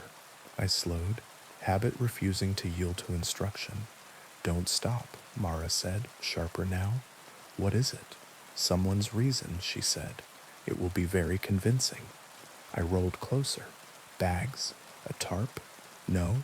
4 cardboard boxes stacked, each one labeled in thick black marker. Photos, kitchen, books, misc, the kind of boxes you carry when you leave the place your body learned how to sleep. They were taped shut, tidy, not crushed. To the right, a lamp lay on its side, shade dented. To the left, a framed picture faced the stars. I recognized the frame. I had one exactly like it, and mine held a photo of someone who had left and hadn't taken their face with them. The boxes were exactly the kind a person can't drive past. I pressed the brake again, not hard, a breath. Don't, Mara whispered, and a second voice, very far away and very close, whispered with her, the voice that lives behind your ear and knows the size of all you're nearly. I passed. The boxes slid under the grill and then were not there, and the mirror showed only road and a lamp that wasn't, and stars that were not ready to be stars yet. My hands shook. I wasn't proud. I was alive in a way that tastes like metal. What happens if you stop? I asked. You get out, she said. You carry the boxes to the shoulder. You pick up the frame and wipe the glass with your sleeve. You tell yourself you'll be quick. And then, you are, she said, and also you never are again. The road bent gently left, and then made a right that wasn't on any map. I followed. On the far side, a sign with bullet holes spelled out a town's name, and then changed it while I looked. The same 7 letters rearranged themselves into other places I'd lived, other streets I'd left behind. I drove through them all in an instant and felt my stomach lurch like falling off a curb. You swear wasn't there before? Home? I asked. Closer, she said, and somehow her voice made the word farther. We passed a little chapel with a bell that rang once even though no one stood within. The sound didn't fade. It folded. We passed a service station where the price on the sign made no sense in any century. We passed a diner with a neon sign that said EAT and EAT until reading it became a hunger. Are there others? I asked because the car felt bigger than 2. She nodded. Some right ahead, some behind. Sometimes we see each other and sometimes we don't. That's part of the courtesy. The man in the coat? He waits at the middle, she said. There's always a middle, even on a road that never ends. Why does he wait? To remind you that you are very polite, she said, and that doors are reasons and reasons are doors. How do I get off? I asked. The question a stone, finally remembering it, is heavy. She didn't answer right away. The road presented another test. A deer in the lane, looking straight at us, eyes 2 coins in a fountain. I did not break. The animal didn't move. At the last second, its body telescoped into distance, like a magician's trick, and we passed through the ghost of a decision I might have made. Most people don't, she said finally. They find loops that resemble exits. They turn when the road nods, and they end where the road wants. They call it home because sometimes it is. And you, I asked, have you ever gotten off? She smiled without humor. Once. It felt like stepping out of a moving story. The ground was so sure of itself, I cried. Houses had corners that stayed where you put them. People had names that didn't blur. I stayed until I started to think the road was a dream. Then I woke up in the passenger seat again, with my hand on a belt that didn't fit. How did you leave? The man in the coat, she said. He opened the door on the bridge that isn't a bridge and said, after you, like a gentleman. I said, no thank you. He smiled like a photograph. The door shut. I was home that night. The next night, I wasn't. The sky finally decided on stars. They arrived shyly, 1, then 3, then a scatter like salt from a high hand. The road approved. The car sighed. Ahead, the horizon glowed with the kind of light cities make when they can't help themselves. My chest loosened. Civilization is a story with decent lighting. Is that? I began. It's where you think you're going, she said gently. Isn't that home? It can be. Will it be for you? She looked at her hands, then at the glass. In the reflection, I saw us again. Me, tired, her, 20 forever. The road, patient. It was, she said, once. As we drew nearer, the glow did what glows do on this road. It stepped back. The closer we came, the farther it moved. Always at a respectful distance, like a cat that will let you pet it, but will run if you try to pick it up. I laughed, less because it was funny than because my body needed to choose between laughter and the other thing. I could turn around, I said. You could, she agreed. What would happen? You would meet us coming the other way. The radio cleared again, a different song this time, older, with a voice like polished wood. I reached to turn the volume up. The knob turned itself down. When I took my hand away, the volume went to a perfect level and stayed. The singer told a story about a man at a river who wouldn't cross and wouldn't go back, and learned instead to be a tree. I can't keep driving forever, I said. You won't, she said, and her certainty was not hope. It was a statement of mechanics. You'll exit when the road decides it's time for you to remember where you were going before you forgot to sleep. When will that be? When you stop wanting it so much, she said, amused and sad. The road narrowed again, then split around a dark mass like an island. As we passed, the beams lit it, a bridge with rails and trusses and all the language of bridges, only smashed. The end jutted into nothing. The beginning rose from nowhere. In the center, on a span that didn't exist, a man in a coat stood and tipped his hat like a joke, whose timing he'd practiced. Don't, Mara began. I know, I said, but my foot had already eased, because politeness is a habit, and men in hats are a test a certain kind of girl in a car can't help but grate herself on. He didn't step forward. He didn't need to. The door in the air swung, and wind I couldn't feel lifted my hair, and for a second the car was full of a smell, like old paper and rain, before the first drop, and I wanted with all my body to stop, because if I stopped I could ask my question, and he would answer it, and the answer would be about me, and mercy, and how some roads end if you are kind at exactly the right moment. Don't, Mara said, and this time her hand closed around my wrist, warm and real, and I didn't. We slid under the place where the bridge didn't meet, and came out the other side whole. In the mirror the man became a smudge, became a memory, became a story I might tell later, like a joke. The glow on the horizon went out, as if the city had decided to sleep. In its place a smaller light appeared, nearer, steady, a porch light. Mara exhaled. My chest did too. The porch light didn't step back. It waited the way a real light does, like a simple good thing placed intentionally in the dark. Is that? I asked. Yes, she said. Yours? For now. A mailbox appeared, painted with little flowers. A gravel drive. A house that needed paint in exactly the way houses that are loved need paint, with no shame. On the porch a woman stood, hand over her mouth, shoulders shaking. Next to her a man paced, then stopped, then paced, the way bodies move when they no longer believe they can hold still. A boy sat on the steps with a dog that could not decide whether to bark or run or wag its whole back end off. I pulled in. The gravel made the sound of relief. The car stilled. Mara's hand slipped from my wrist. Thank you, she said, and this time the smile reached her eyes like sun finding a window. Will you? I began. Maybe, she said. She opened the door. The porch light did not flicker.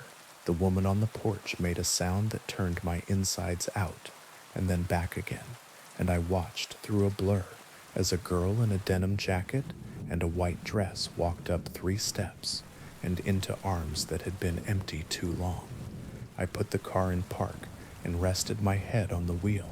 The porch light felt like a campfire you're allowed to sit at. The dog barked and then remembered to sniff, and then remembered to lean against every leg it could find. The night softened. When I looked up again, a man in a coat stood at the end of the drive. He was far away and very close. He raised a hand respectfully, as if to say good evening, neighbor, and I, polite idiot, raised mine back. He tipped his hat and took 1 step toward the road that leads to the road that never ends. I left before he could remember my face. 5 minutes later, the GPS found itself with offended pride. Street names returned to human syllables. The radio gave me a station with commercials for mattresses. The air outside smelled like someone else's lilacs. I should tell you that I drove home then and slept and woke, and the world remembered me. I did, I have. The road that doesn't end is still there, and some nights the map on my phone glances up like it recognizes an old flame. I don't drive that way anymore, but sometimes it comes a little way toward me, the way rivers do when it rains, and I feel my hands soften on the wheel. If you find yourself on it, don't stop for reasons. Don't pick up boxes with your name on them, even if the handwriting is yours. If someone in a coat opens a door that isn't attached to anything and says, "After you," smile like a person raised by wolves who learned manners anyway, and say no thank you, and keep going until a single porch light stands its ground. When you see it, you'll know. It won't move. It won't bargain. It will not be a glow on the horizon that keeps stepping back. It will be a small, stubborn circle of ordinary. It will be enough.